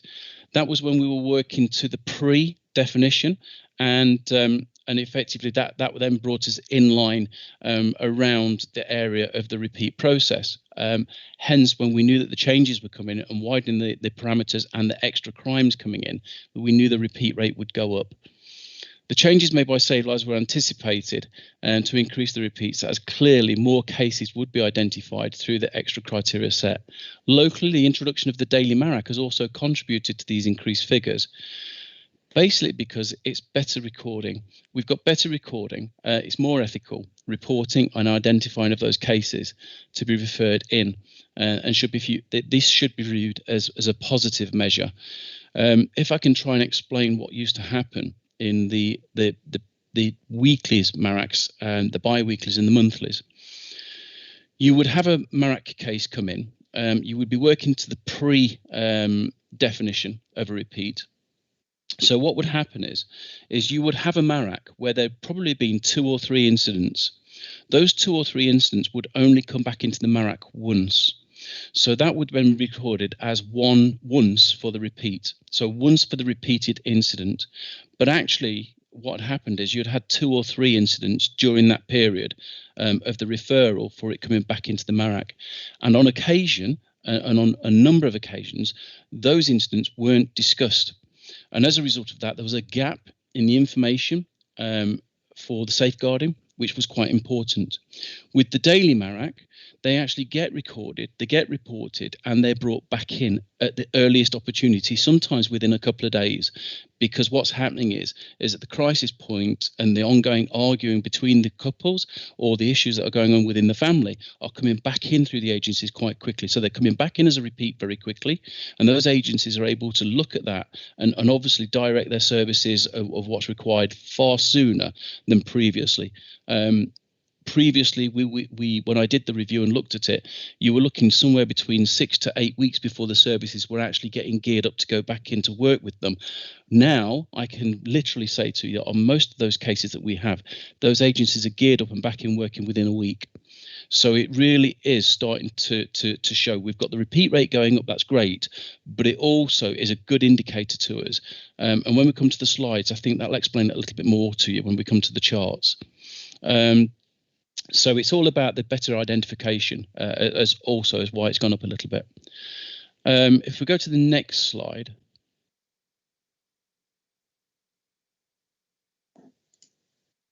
That's this one. The positive trend of the LLR MARAC figures. So the LLR figures indicate that most cases come to the MARAC on one occasion.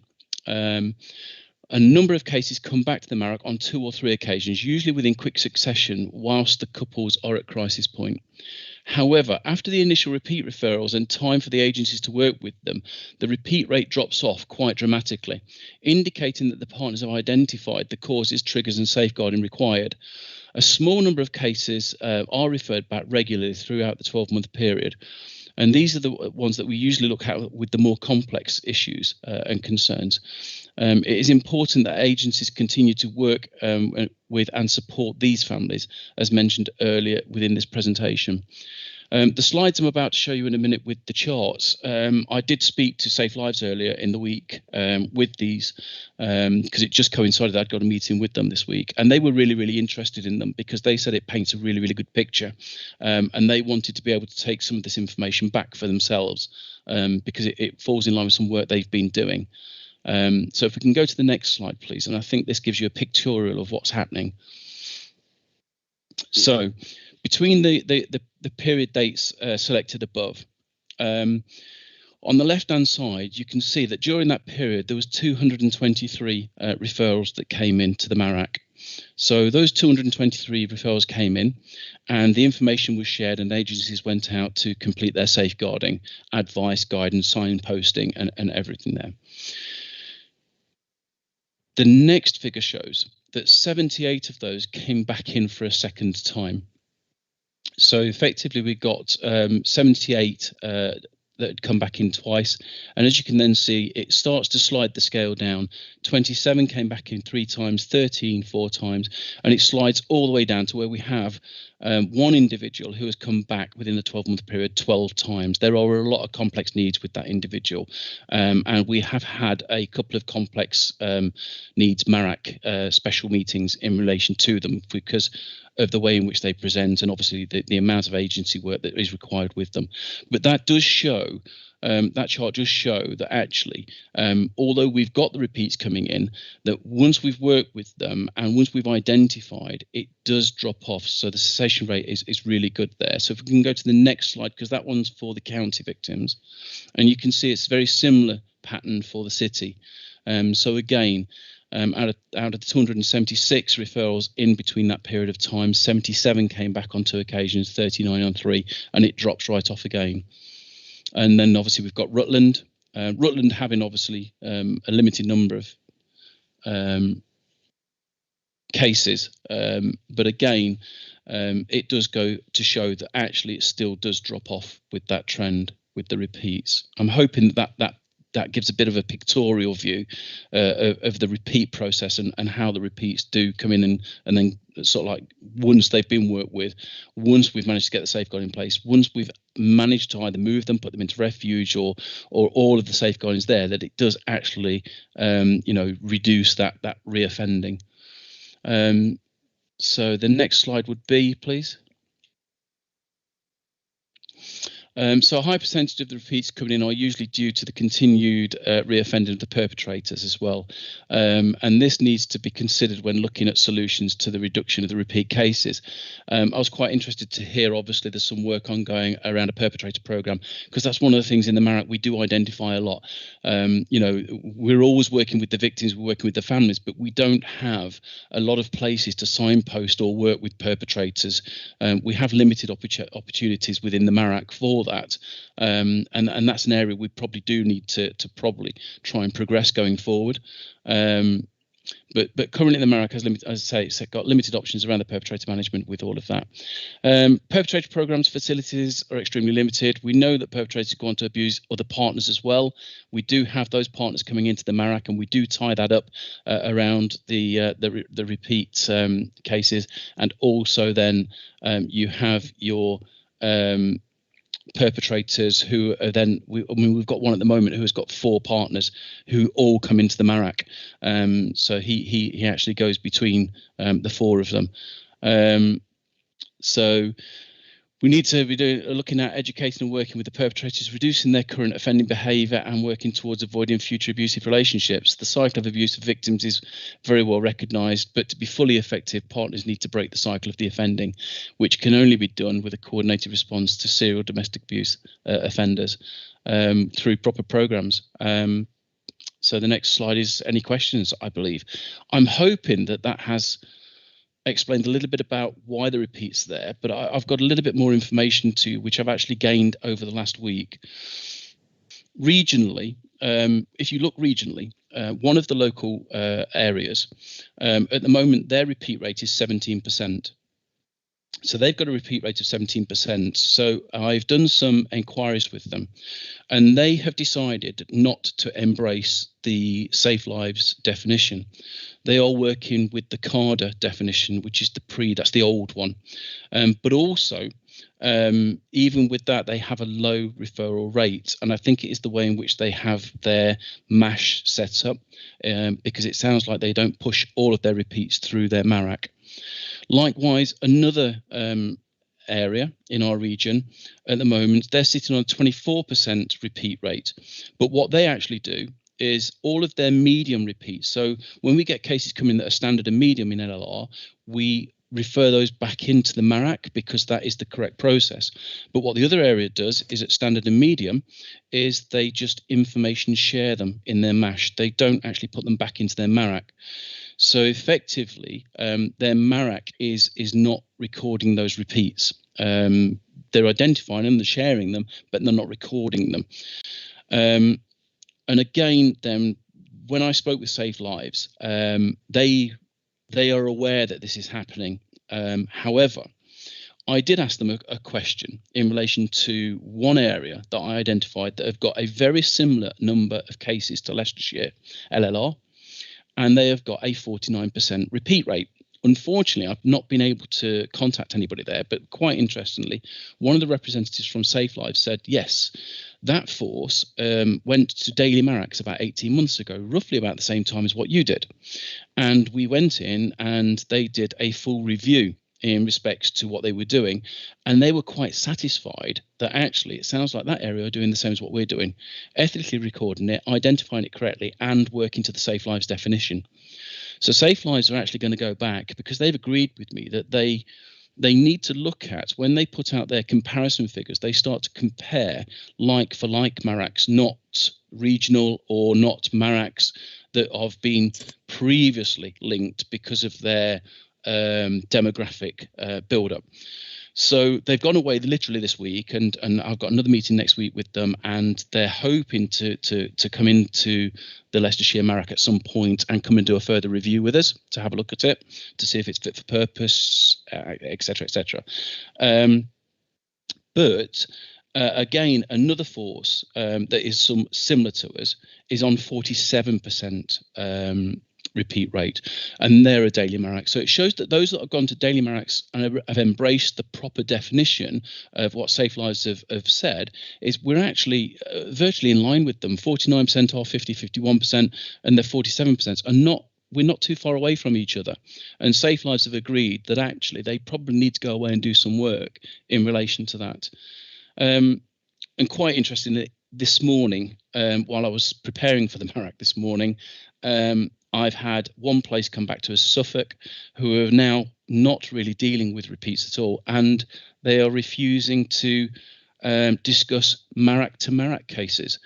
So again, In Leicestershire, we have quite a lot of Marek to Marek cases. They come in and then we have repeats from those because they're the transferred in cases from other areas. It's interesting. That's a very bold statement from Suffolk to say they're not going to listen to them.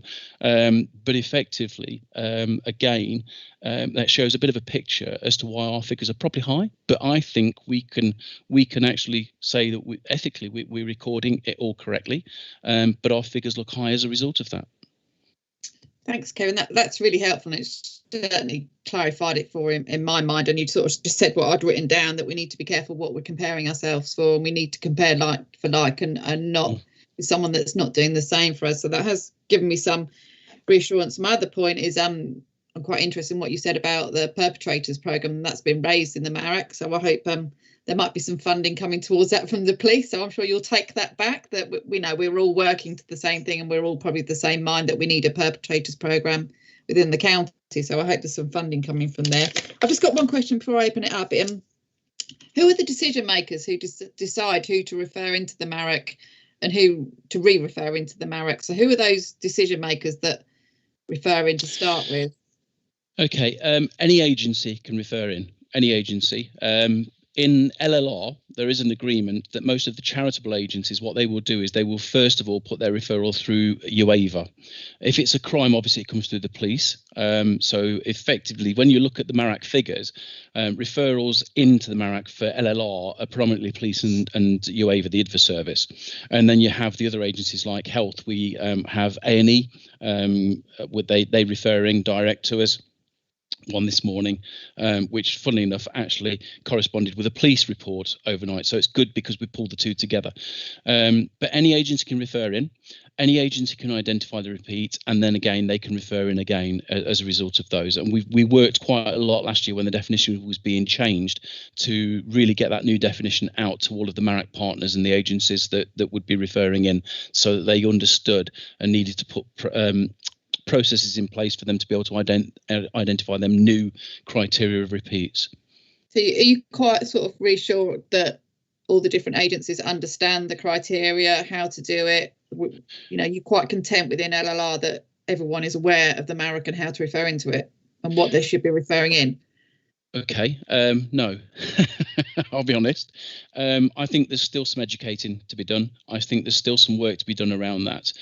Most of the agencies that regularly engage with the Marek are embracing it, are getting it, and it's something that's talked about all the while. It's some of those agencies that probably only have dealings with the Marek every now and again. I think the difficulties there is because it's only dealt with, they only have limited availability or limited time with the Marek.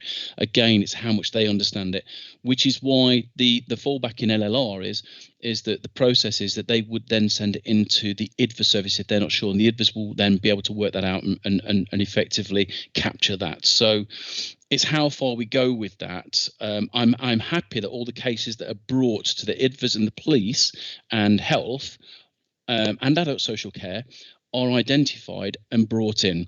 It's just those smaller sort of like fringe partners that probably don't have the full capacity of the understandings, and even such as Turning Point, but Turning Point will refer through UAVA if they have a concern.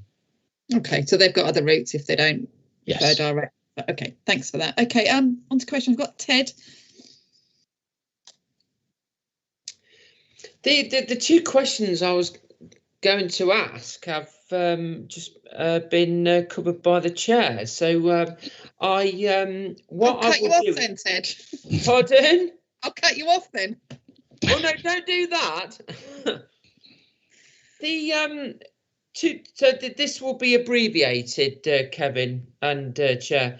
The reducing the risk website describes a Marek, and it says where high risk cases are discussed. So building on the previous question, what constitutes a high risk case, and at what point do you, Kevin, say that's not a high risk case, so it's not going to conference? And the second point was, again, to repeat, regarding perpetrators. You gave a classic example there of somebody that had 4 partners. And of course, we know in life that, psychopaths people of a psychopathic tendency have to keep moving because they have to keep finding new victims. So at what point do we actually break that cycle of the abuser just moving on to somebody else to abuse? Okay. Kev, can I just, sorry. Yes. Can I just come in there and answer the perpetrator question? Excuse me, sorry. So in terms of our serial domestic abusers, we've got a pilot currently running in our integrated offender management department where we identify using, it's a MATAC process used up in Northumbria, which some of you might be familiar with, that's got quite a lot of press coverage, but it's a way of finding out who your most dangerous serial perpetrators are across LLR. And we refer them into that multi-agency process in IOM to try and break the cycle of offending, just as you've pointed out. So currently they're piloting, I think it's around 15 of the, we are talking the kind of highest percentage of dangerous offenders. In terms of the wider perpetrators, as Kev said, that is where there is a little bit of a gap at the minute. There is some provision in the city, but very positively, there's some MOJ funding available at the minute, which the PCC's office are leading on pulling that bid together, which is looking at broadening out, getting some funding and broadening out that perpetrator intervention programme work, which again, we can link the MARIC into that, and it will give us another outlet where we can't achieve a positive outcome from the police's point of view. We can refer into that behaviour change programme. So that's just a little bit on the perpetrator bit. Thanks, Lucy. Okay. Am I back? Is it? Yeah, you're Hello? back. Yep. Yeah, you're on. Okay. To try to answer the first question, the first part of your question, the DASH risk assessment is done with victims. So agencies that are trained to sit down with victims and go through that DASH risk assessment, there's some clear guidance in relation to when that criteria starts to either hit the high risk or it hits the perception of risk, because it might not hit the visible risk of high, but there might be something in the professional's perception that raises the risk to high, and they have to then sort of like rationalize what that is. So you get that, and then obviously there's a repeat criteria. They will come into the MARAC. It is extremely, extremely rare where I will turn around and say this does not meet the risk, because at that point, when it comes into the MARAC, I don't have all the pieces of the jigsaw. I don't have all of the partners' information that actually may even raise the concern even further. The only ones that I will send back is the ones where it is not clear that what the risk is, or what they're trying to explain, or if there's important things missing off of it that we can't get, we need that in for the meeting. So what I will do is I will send those back to them to say, can you have a look at this? Are you happy that you've explained this correctly? Can you add this in? Can you put this in? Send it back, and then obviously then what we can do, we can get it in. So it's very, very rare that I will actually turn around and say there's one not going to be heard.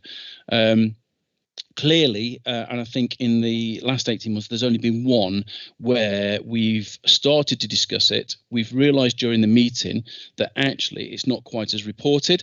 So at that point, we all had a discussion around whether we should be sharing that information under GDPR, and it was agreed by all of the partners present that actually we wouldn't discuss that case any further. And that's the only one that we've had. So but the DASH risk assessment is quite a formalised, robust, assessment across the country. It does come down to a lot of interpretation, and you do see, you can tell sometimes between the agencies in relation to the DASH as to where they're coming from with it. So, but that is the whole idea of the DASH, because what a victim will probably tell a police officer is different to what a victim will tell an IDFA worker. And as a result of that, you may end up with two slightly different scores on the DASH and two different interpretations of what the risk is. But if one of them comes in as high risk, then we listen to all of it, because obviously that's pulling all of the pieces of the jigsaw together then to work out what the safety plans can be. Okay, thanks, Kevin. Thanks, Lucy, for coming. Got no more hands up, and time's moving on. So I'll thank you very much for coming and sharing that with us. That's been really helpful. Thank you. Thank you. Okay, on to item 12 now, partner update, Leicestershire Fire and Rescue Service. Simon, I think you're taking us through this report. Yes, I am. Thank you, Chair. And yeah, I'm going on where the time's pushing on. So, yeah, the purpose of the paper was just to give an overview to the board of the current community safety activity that Leicestershire Fire and Rescue Service are undertaking. So, the paper focuses on the two main areas really, which is protection and prevention. So, the protection element of the community safety department. So what is it we do in protection? So protection is where we engage with community and business engagement. So it's actually a team of fire safety inspectors where we'll go out to businesses and go out to organisations and do a fire safety audit. So again, that's one of the areas that we do, and we're the enforcing agency for that under the Regulatory Reform Fire Safety Order. So actually within LLR, we are the enforcing agent. We're the agents that goes out to do those fire safety audits, and we can take that action, and we can take legal action if required. I think the important element around that is the fact that the Regulatory Reform Fire Safety Order applies to commercial premise and buildings where members of the public may gather. We do not have any authority or any legally binding. We can't take any action into single private domestic dwellings. So the type of premise that we very much focus on in LLR is sleeping risk, because sleeping risk is obviously by definition the biggest risk. So that's the type of risk that we very much focus on. And focusing on the sleeping risk is what produces our risk-based inspection program annually. So annually we have that risk-based inspection program, and that's premises that have been identified to us from previous enforcement activity, or premises where we've actually had an operational incident, and again intelligence as well. So intelligence coming in from partner agencies. So on an annual basis, so for this year, for example, we will achieve 560 audits at those higher risk premise. And at the moment, there's lots of work coming out of the back end of, as you can imagine, from the Grenfell tragedy. So we're getting involved in lots of work around the Grenfell. There's lots of work that's coming our way as the Grenfell inquiry phase 1 came out. So there's lots of work that's come our way. So that's a national recognised programme, which is called the Building Risk Review Programme. So again, that's another work stream. And again, it's very much identifying those higher risk premise within LLR. And that's the type of premise that our team will go out to. So in order to go out and as part of that risk inspection programme, we'll always educate, encourage, and then enforce legislation if necessary. So again, some figures there of what we've achieved over the last year, 1920. So 501 fire safety audits completed, and those resulted in 214 either formal or informal enforcement actions, and 7 premises receiving a prohibition notice. A prohibition notice is a notice that we can serve where it actually completely stops that building being used for that purpose straight away. So, for example, if we were to find some sleeping accommodation, and it really wasn't up to standard and it wasn't taking all the fire safety measures that were required, we can prohibit that building, and we can actually stop that building being used there and then. Obviously, then we need to speak to partner agencies, we need to speak to other people, because, again, it's not just a case of asking the residents to go and stand on the street. We obviously work with partner agency to do something about that and actually put something in place. So that's very much the protection element, and I've got a team of fire protection inspecting officers that go out on a regular basis, on a daily basis, conducting those fire safety audits. And then the other element within the community safety is the prevention, and the prevention is very much the community engagement, and the community engagement across LLR. And this is a bit of a blended approach, really. A blended approach with our operational fire crews and a dedicated team of 12 community educators that I have within the community safety department. So what's the type of thing we're doing there? So very predominantly home safety checks. So actually giving people home safety advice, giving people advice around a number of subjects, because we've expanded what constitutes a home safety check. It's not just around that fire element. It is around people's lifestyles and around other elements and other information that we can give to people. We have a schools education programme, which focuses on years 1 and 5. So every primary school in LLR will receive a visit annually. Fatal 4 and biker down education programme, so very much around that road safety element, the road safety of people both in vehicles and on motorcycles as well. So again, that's a big piece of work that we do as well. And lots of youth engagement at sixth form colleges, for example, and other youth engagement. And another area that we've progressed significantly within Leicestershire Fire and Rescue Service, and we are the national lead for it, is virtual reality. So we've done a lot of work around virtual reality. So, for example, we've produced a virtual reality film around the Fatal 4. So we get groups of young people, young drivers, people that are new to driving, wearing these headsets and actually watching a virtual reality film. And that film is actually a road traffic accident, and it simulates you being involved in a road traffic accident. So again, we're very much at the forefront of the virtual reality, and that's something that we're progressing and looking at other avenues, and we're expanding that into the organisation and looking at very different ways of using that as well. And again, the report goes on to explain just some figures for you there as well. So we carried out over 15,000 visits to homes last year, which resulted in 6,400 home safety checks. As I said, we've expanded our home safety check now because it's what's called a safe and well visit, because it encompasses lots of different elements, lots of different elements of people's lifestyles. So again, not just that fire safety element, but actually people's ability to be mobile in their home. What's their kind of lifestyle? Again, are they smokers? Potentially, are they hoarding? So all the different elements. So we were able to give advice and help people with all of that as well. And when I came into community safety, one of the things I thought was missing there was the evaluation, being able to evaluate what we actually do. So it's great going out and doing all this work, but actually, how can we evaluate that, and how can we demonstrate that that's actually working? So we now evaluate all the elements of the work that we do, because one of the other things that we've introduced is follow-up visits. So rather than just going to somebody's house for the first time and just giving them some home safety check advice, if we deem it necessary, we'll do follow-up visits to ensure their lifestyles changed and they've taken on board that information. So again, it's not just that one visit and then leave people to their own devices. We will actually come along with people and talk them through it and make sure that they're taking on board some of our advice and guidance as well, really. So the coming year, what is it we're trying to achieve over this coming year? So again, what we're going to very much do is increase our risk-based inspection programme. So from that protection point of view, as an organisation, we were inspected last year by Her Majesty's Inspectorate of Constabularies and Fire and Rescue Service, and it was very much recognised within our organisation and also nationally that the fire protection departments have been scaled back over the years. It wasn't something that was the focus of attention. So actually, my main aim this year is to increase the size of the fire protection department. So increase the amount of fire safety inspecting officers I've got, increase the amount of fire safety audits we can do, because again, it's that really important element, and being able to identify those higher risk premise and being out there to do those fire safety audits. And as I mentioned earlier, a lot of that comes from Grenfell and the outcomes of the Grenfell inquiries as they're ongoing. Prevention. Again, it's about increasing those numbers of this home safety checks and those safe and well visits that we need to do as well. But having said all of that, the main challenge we've faced, as we've all faced over the last 6 months, is COVID, and how COVID has changed what we do, because both of our protection and prevention is very much community forward facing. We engage directly with members of the community. So how have we been able to change? How have we been able to flex and be able to change what we do, really? So from a protection point of view, we're almost doing what we're calling our remote audits. So we're asking the responsible person to send in all their paperwork electronically, and we can talk to them, and we can use such things as we're doing now. We can use meetings such as we're doing now, where we can actually talk them through their fire risk assessment. We can talk them through their fire risk assessment remotely, and that's proven to be very beneficial as well. And then from a prevention point of view, the one thing that we found to be amazingly successful, and we've been overwhelmed at how successful it's been, is that telephone call.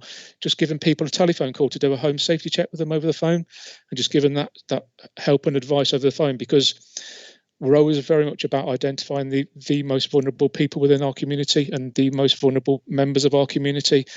And as we found over that main lockdown COVID period of time, there was a significant amount of people within the community that we were the first phone call they've received. We were the first people we'd spoken to over a number of months, because they're in that lockdown. And actually, because of their personal circumstance, because of their social interaction with other people, which may be very limited, we were the first person they'd spoken to for a considerable amount of time. So again, that was interesting as well, but also able to give them that help and guidance over the telephone. And actually, that's when our safe and well visit expanded to provide COVID information, that just COVID, the most up-to-date COVID information for people as well, which was of a great benefit.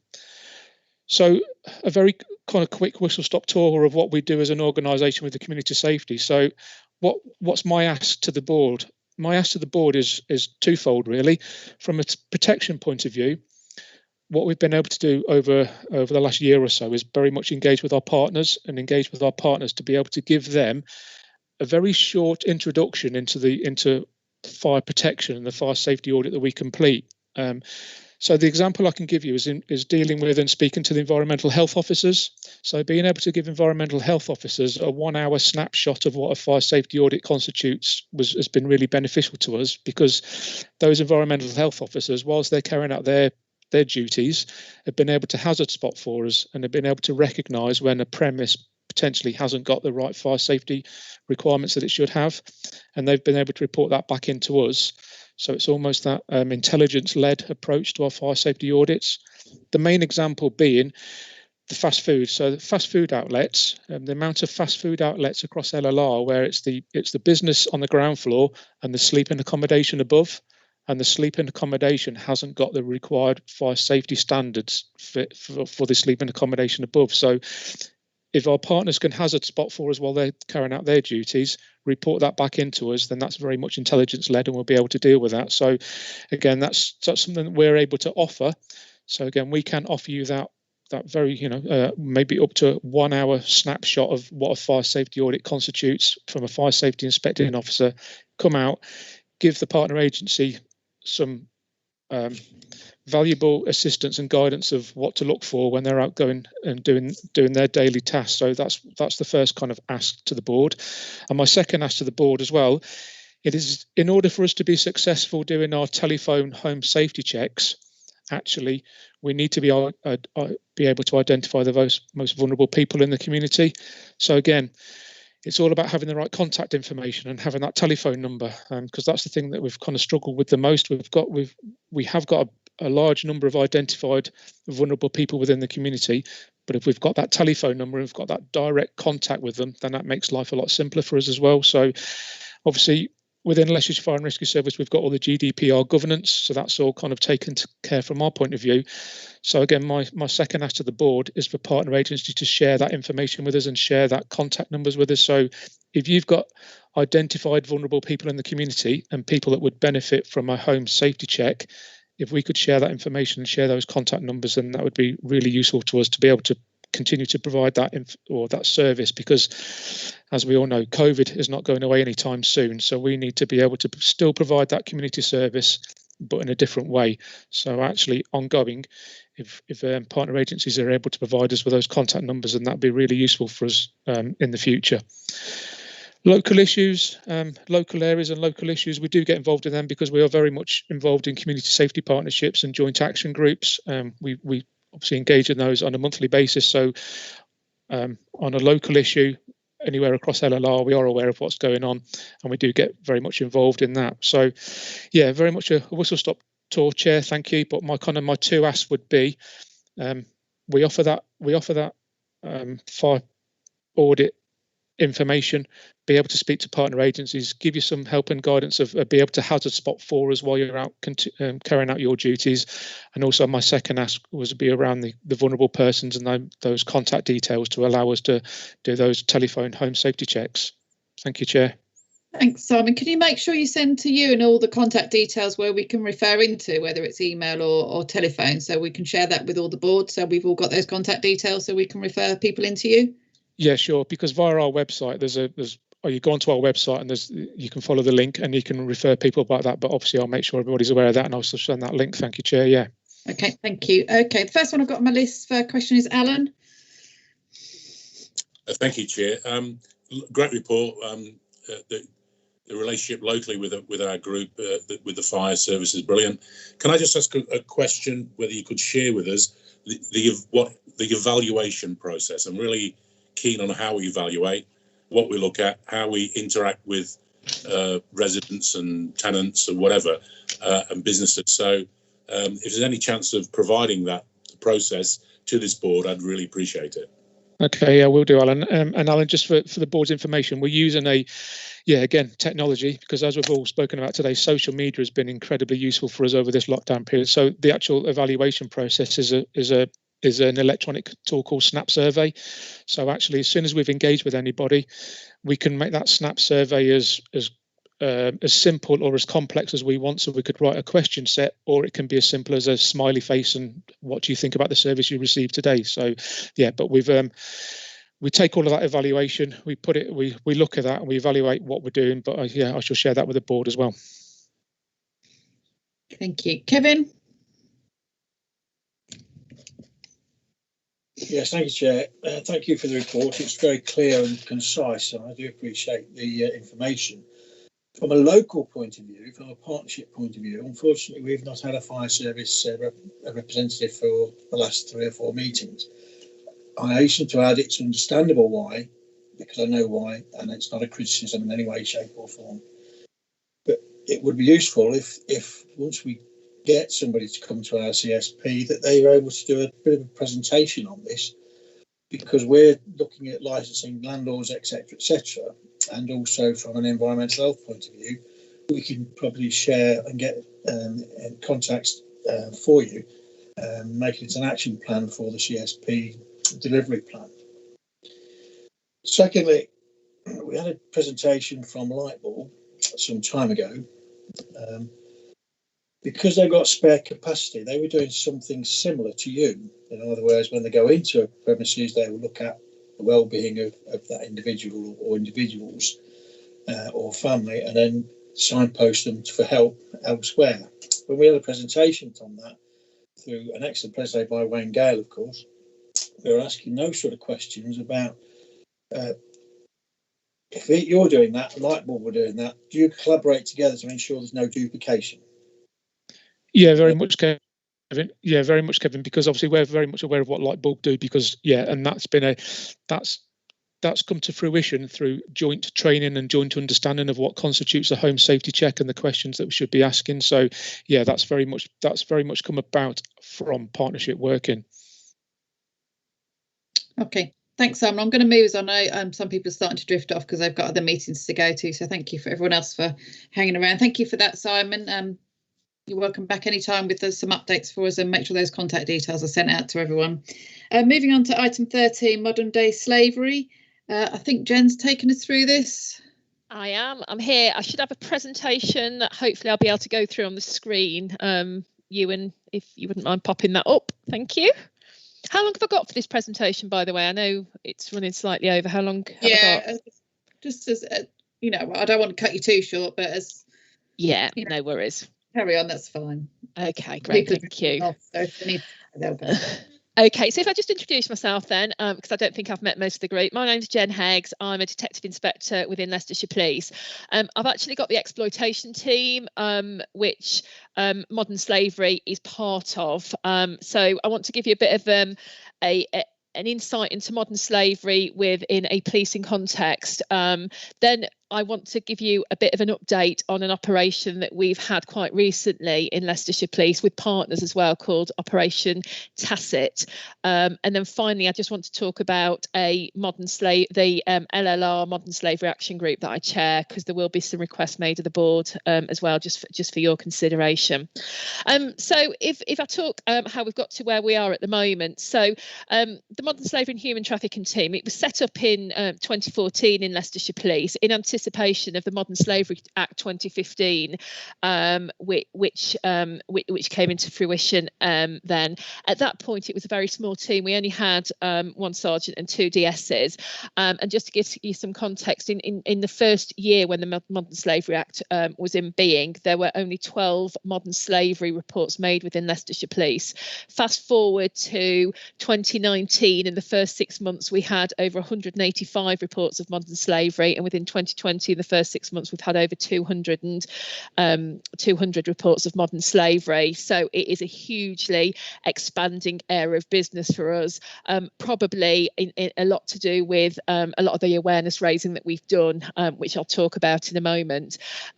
When the team was originally set up, it was based in our complex crime unit, but it was moved over to me in the middle of 2019 in recognition of the fact that modern slavery is actually a safeguarding issue.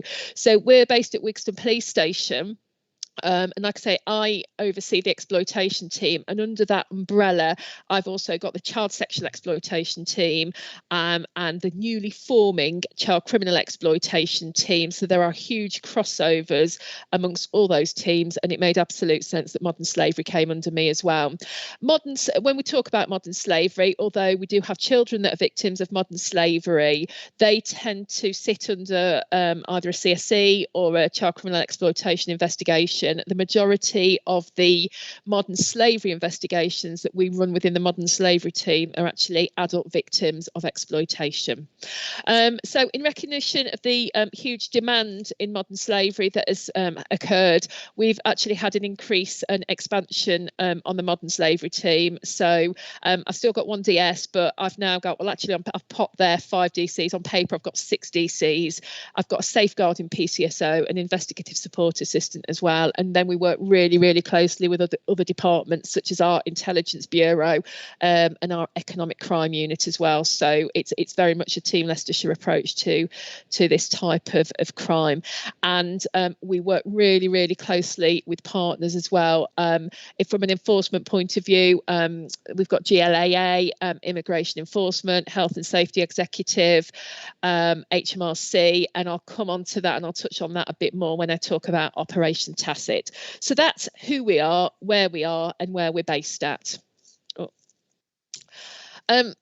So what do we do then? So I've put here NRM referrals, which is obviously an acronym. NRM stands for the National Referral Mechanism, and this is a Home Office based initiative's not the right word, but it's a Home Office based function that provides support to victims of modern slavery. I have got more of a detailed slide on modern slavery later on, and I will go into it a bit more then. We've got huge issues with the NRM at the moment, and I know that there's a review going on nationally around that.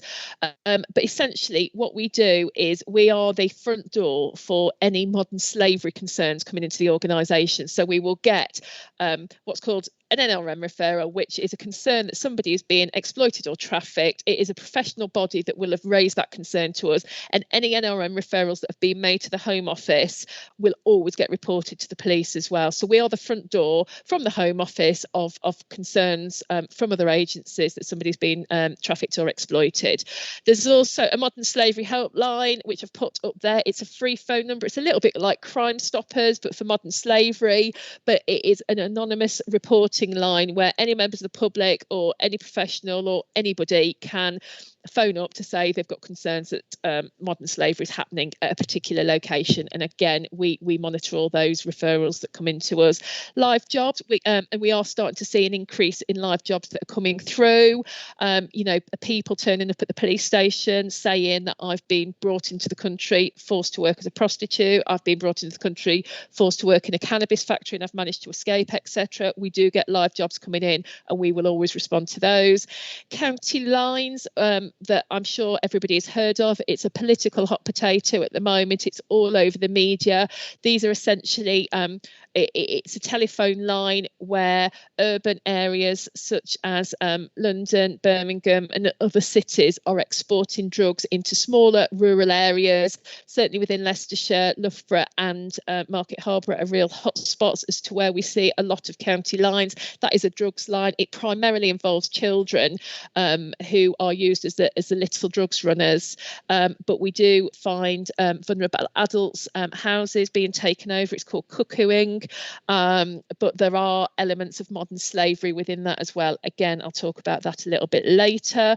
We do safeguarding as well. We get victims who don't want to make a report to the police, who don't want to go through the judicial system, the court process, but we've still got a statutory obligation ourselves and partners to safeguard them, and whether that is putting them into a safe house through the NRM process, or referring them to the local authority for housing, or just moving them to a family member perhaps in a different part of the country. We always put safeguarding and a safety plan in around any victims that we deal with, regardless of not whether they want to make a complaint to us or not. A lot of the work that we do, we work with the partners and do awareness raising events.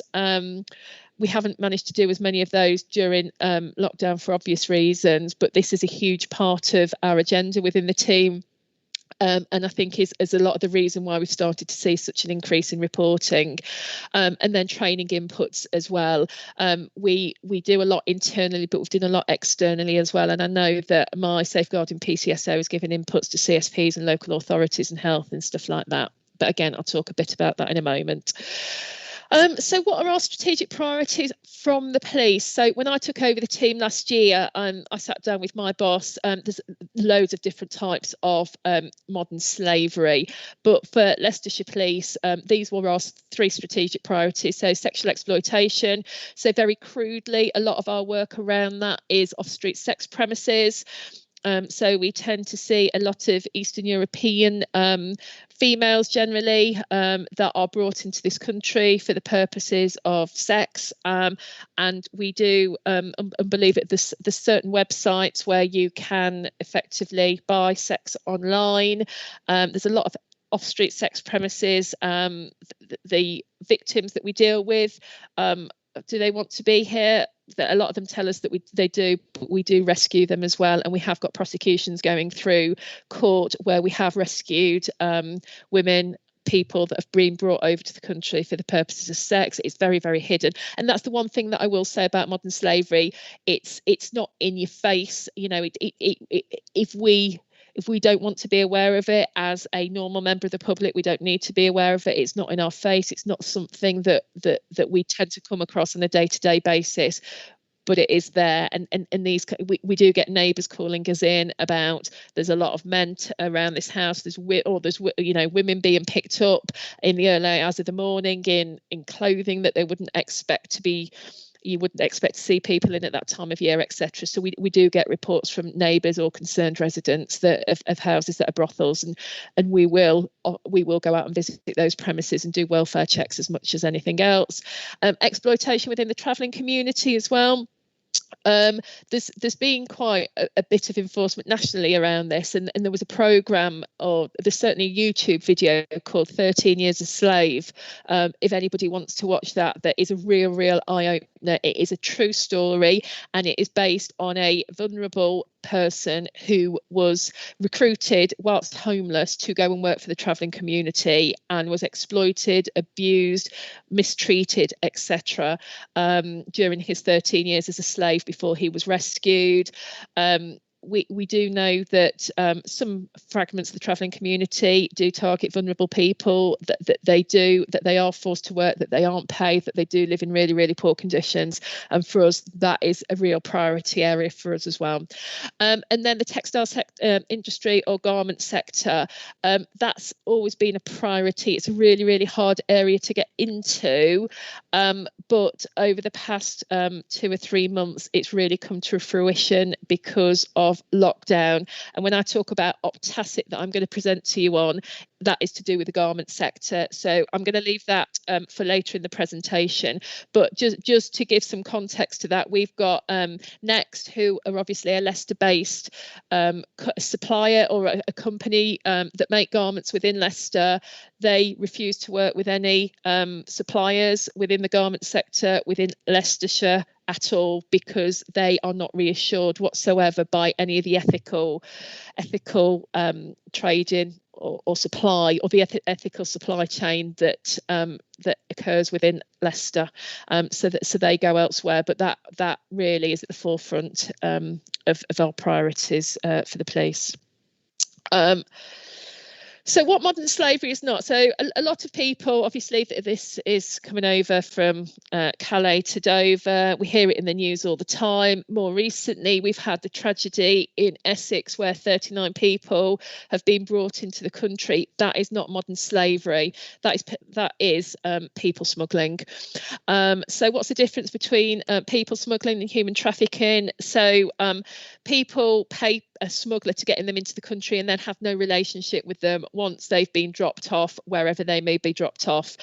Modern slavery have been brought in, and they are forced to work for people when they get here, so there is a continued relationship with them essentially, and quite often, like it's got there's elements of fraud, force or coercion, so that they haven't chosen necessarily to come into this country, or they believe they're coming to this country to perhaps work in the hospitality industry and then find themselves working in a brothel or something like that. But essentially, people smuggling, there is no ongoing relationship. Human trafficking, there is. So people smuggling sits with immigration enforcement. There's a team up there, and if we get a report of people smuggling, that's who we refer it to. We'll support them, but essentially they another agency takes the lead for that. So the different types of modern slavery. This is some of the images from the latest Unseen campaign that has been launched, but it's just a really visual image of the type of things that are happening. Like I said, every single one of our victims has vulnerabilities of some description. The majority of our victims are foreign nationals. They're in a foreign country. They don't speak the language. They don't understand how our country operates. They don't understand what they're entitled to, what they're not entitled to, what they should be getting paid, what they shouldn't be getting paid, etc. And so so they're vulnerable just by that very nature, without then looking at other vulnerabilities around them. But the top left-hand corner is obviously cannabis factories. We have loads of them in it's not just in Leicestershire, that is national. This is really, really big business. A crop can turn over in excess of £200,000, but they need a gardener to come and water plants for them, to look after, etc. Quite often we find that people are locked into premises. They don't have sanitary, they don't have showers or toilets or food, or the conditions are quite often humane. So cannabis factories are huge for us. Just to point out, not everybody that works in a cannabis factory, though, is a victim of modern slavery, is being exploited. It's quite obvious when we get in there from environmental factors around us, whether someone is a victim or not. The second one, we quite often so this is living conditions. So this is a container, and this does happen. We did enforcement a couple of weeks ago at a location where all the workers were living in a container like this. Yes, they all had mattresses, but there were no sanitary facilities, and that was deemed to be acceptable. And then obviously the third one, it's car. We do a lot of work with other agencies around car washes, around nail bars, those kind of things.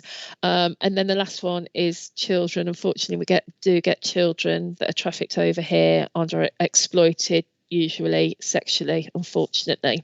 So there's loads of different types of modern slavery. There's loads of different types of exploitation. So that was just to give you an image of the kind of things that we do end up dealing with. So the main offences for us under the Modern Slavery Act, there's loads of different acts, but the main ones that we deal with are Section 1, which is slavery served, forced or compulsory labour.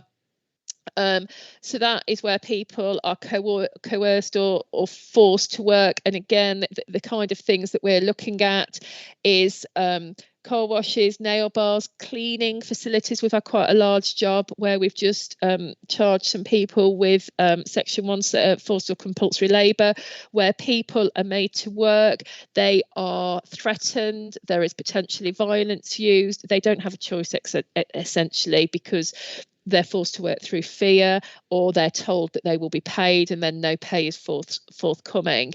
And then the other one, which we use in other areas of policing as well, is essentially trafficking. So it's moving another person anywhere with a view to them being exploited. So we're starting to use this legislation, Section 2 legislation, in areas of business such as county lines, where we've got people that are using children as drugs runners, but essentially they are having to be moved about to be exploited, and trafficking is reasonably, I say reasonably because we've got a lot of work to do with CPS, reasonably easy to prove.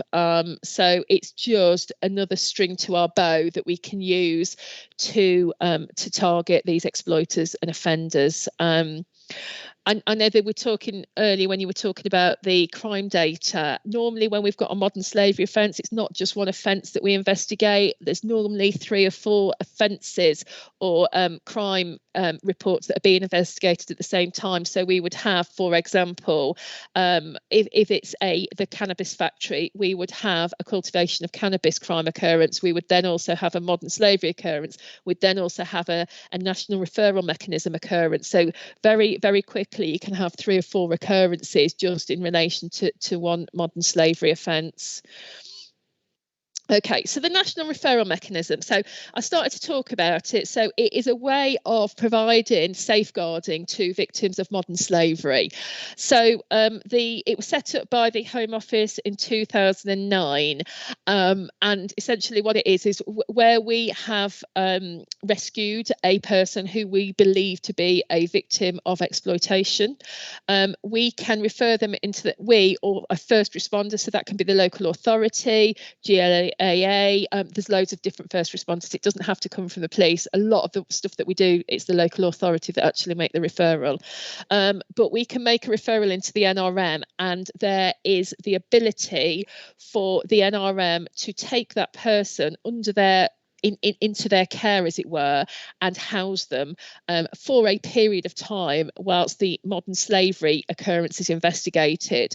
The Salvation Army have the contract for the accommodation under the NRM. So in practical terms, if we rescue a modern slavery victim, we would hopefully, in an ideal world, deal with them as a victim of crime on that day. So we would video and interview them and get them accounts, seize all the evidence that we need to, and then we would hand them over to the Salvation Army, who would then house them for a period of time, and they would be housed away from the area in which they were exploited. They should be housed over 100 miles away from where the exploitation has taken place, in a safe house. The police don't even get told where those safe houses are. They will be given an advisor who will work with them, who will make sure they have things like doctors, dentists. They can register for benefits, they can get national insurance numbers, all that kind of stuff. They will get them whatever support they need. What I will say is, for adults to go into it, they have to consent. So if an adult doesn't consent, we cannot force them to go into the NRM. It's completely up to them. We will still put safeguarding and a safety plan in place around them, but obviously we can't protect them as much as if they were to go into the NRM. For children, no consent, and that's children under the age of 18. There is no consent required to place them into the NRM. We can do it without their consent. The local authority tend to deal with children more than they do adults, because a lot of the children that are exploited tend to already be known to social services. But it just is more of a, it just gives them more powers, essentially, to be able to house them out of the county. For both adults and children's, it's safeguarding, essentially. That's what it is. It makes, or it tries to support children and adults and victims in being safe. Okay, there are huge challenges in this. So this was set up in 2009, like I said, by the Home Office. And if I just refer back to the figures that we talk about, so in 2015, like I said, we had 12 reports of modern slavery. In 2020 so far, we've had over 200. So if you imagine, that has multiplied numerous times in terms of the number of victims that we come across. The provisions by the NRM have not multiplied to the scale that the victims have gone up by. So whereas once upon a time, when we referred somebody into the NRM, we could get them into the NRM that day, we really struggle with that now. It's often 4 or 5 days before we can get somebody into the NRM.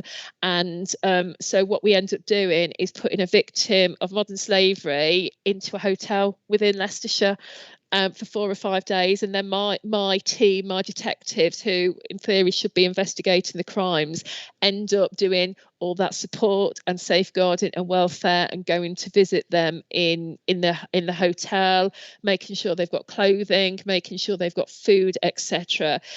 It's a role that really shouldn't sit with us, but it doesn't sit with anybody else until it goes into the NRM, and that's a huge challenge that we've got. And that's one of the strands of work that I am looking at within the partnership work that I'll talk to you about shortly. But it's recognised nationally that the NRM, the theory behind it is fantastic, but in principle it's not working how it should be, and that's just because of volume and demand. yeah, so the future then it is just about that review, and I think essentially what we're probably going to have to look at doing as a partnership is is coming up with a short-term solution, whether that is a modern slavery house within Leicestershire or some provision of some kind for victims before they go into the NRM. So Operation Lord Tacit, I'll just touch on this. Sorry, can I just interrupt? Can we just sort of give a quick summary? I'm just really conscious of time. We've got another presentation to go. Yeah, so if we just give a brief overview, please. Yeah, Thank you. What I'll do then, Chet, I won't talk about Lord and Tacit then. I'm more than happy to come and give another presentation on that at another time. It's really interesting, but it's what the police response has been to all the reports in the media when Leicester went back into lockdown, that the reason we went back into lockdown was because of modern slavery in the textile industry. It's something that is worth giving it time. So I'll scoot over that if that's okay. If you can come back to the next meeting, that'd be brilliant. Perfect. Yeah, that's great. So this is just some of the awareness raising. Know the signs of modern slavery. This is what we did as a partnership. This was launched in 2019. Chair, I think what I'll just talk about, if that's all right, is the Modern Slavery Partnership Group, because that's probably where I was going to make a bit of a plea to the board about stuff that we've been doing. So we've got LLR Modern Slavery Action Group was set up a couple of years ago, drawing together all the partners who were committed to tackling modern slavery. We have done absolutely loads of work. We've done awareness raising campaigns, etc. We've got a terms of reference. The challenge that we've got is we've got 37 partners and organisations around the table. And I've written a delivery plan for that, and what has become apparent is that there is the wrong representation from partners around the table at that meeting. So the people that attend that meeting haven't got sufficient authority within their own organisation to be able to take away work streams, to be able to lead on pieces of work, and so we're in the position where the group can't really take anything any further forward.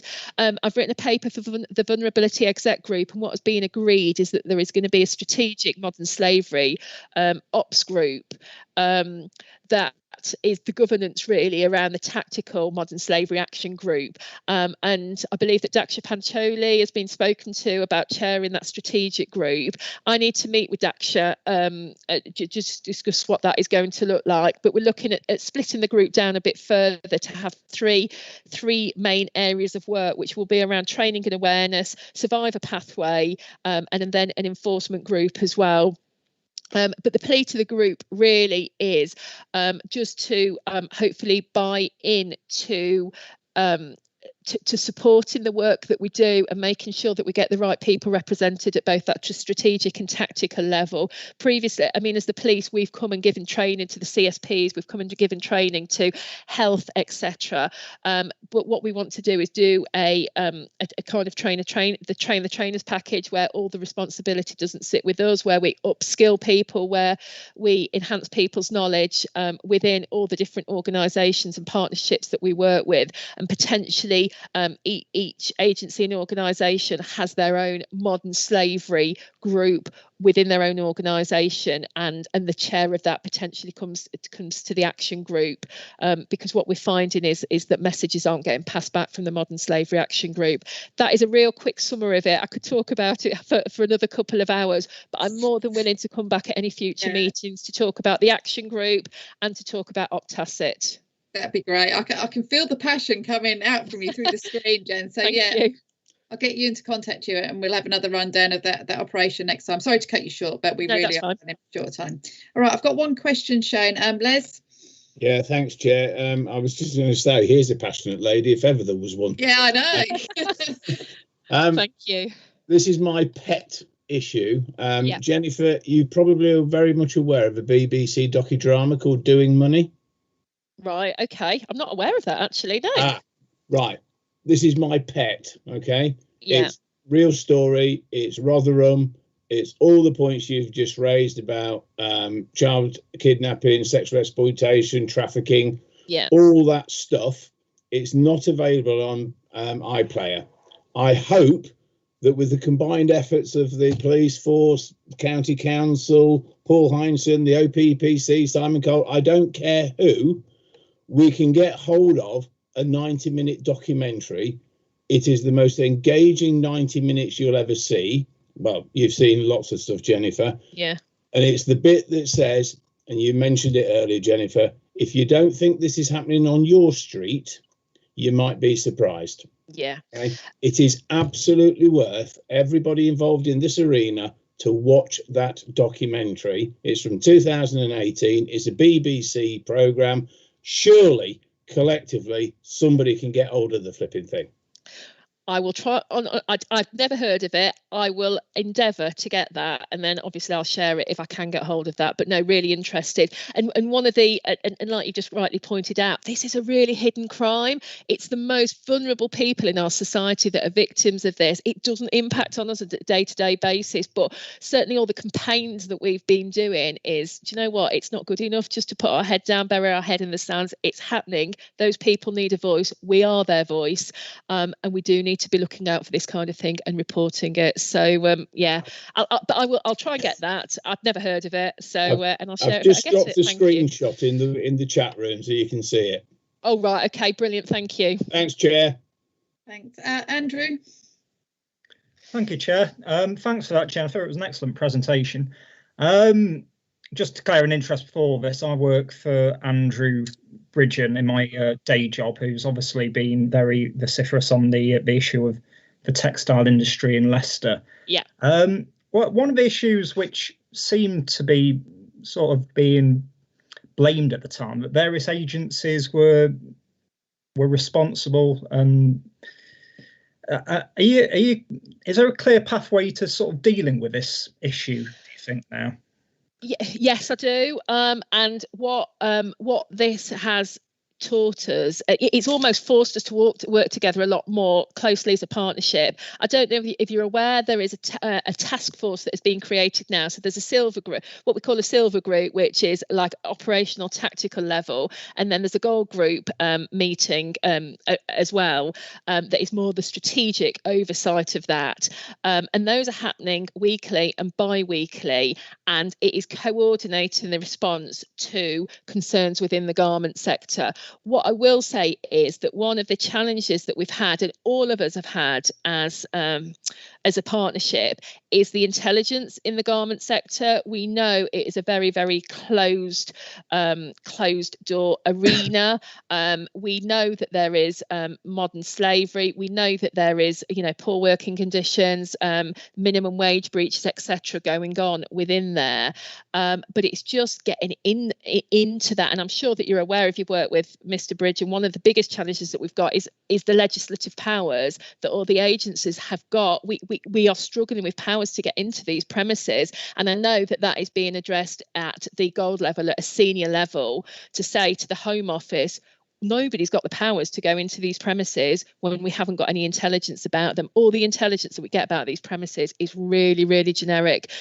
There's modern slavery going on there, but when for example, we get told there's modern slavery going on in a factory premises, when you start to look at that premises, there's 60 premises within there, and and then those premises are sublet, and there's a breadcrumb trail, and it's so difficult to try and tackle, but we're all committed to trying to tackle it, but we are going to need it's being pushed back at the Home Office as well, because we haven't got the powers to deal with it at the moment. But we're trying our absolute utmost, and we're still on a weekly basis going out and doing engagement visits with these factories, and we've done about 150 visits to various factories at the moment. Just very quickly, is there any modern slavery in a criminal context that we've seen? Not that we've seen, but we have seen health and safety breaches, fire reg breaches, etc., and minimum wage breaches that HMRC are taking away. So there is stuff going in there that's going to be investigated, but I'm more than willing to come back and give another presentation on that, because it's really, really interesting. Yeah, excellent. Thank you. Alan?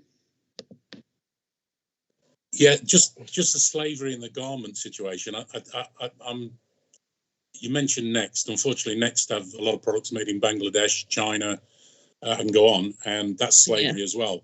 The problem we've got is, so I wouldn't use any of those as an example. So the issue we've got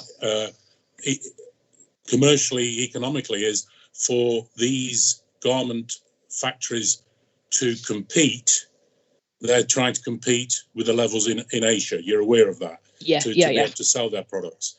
So that unless we actually start solving the problems in the manufacturing centres in China, Bangladesh, and go on India, where I've seen, it's crazy that for them to survive in this country, they will break the rules. So hopefully we acknowledge that, and also somewhere along your brief that we can also challenge that issue, because it does affect what happens in this country, the slavery that happens abroad. Yeah, absolutely. And one of the strands of work that is taking place within the task force that I've just spoken about is engaging business owners as well, because we know that we can't tackle this from the outside. We need to tackle it from the inside as well.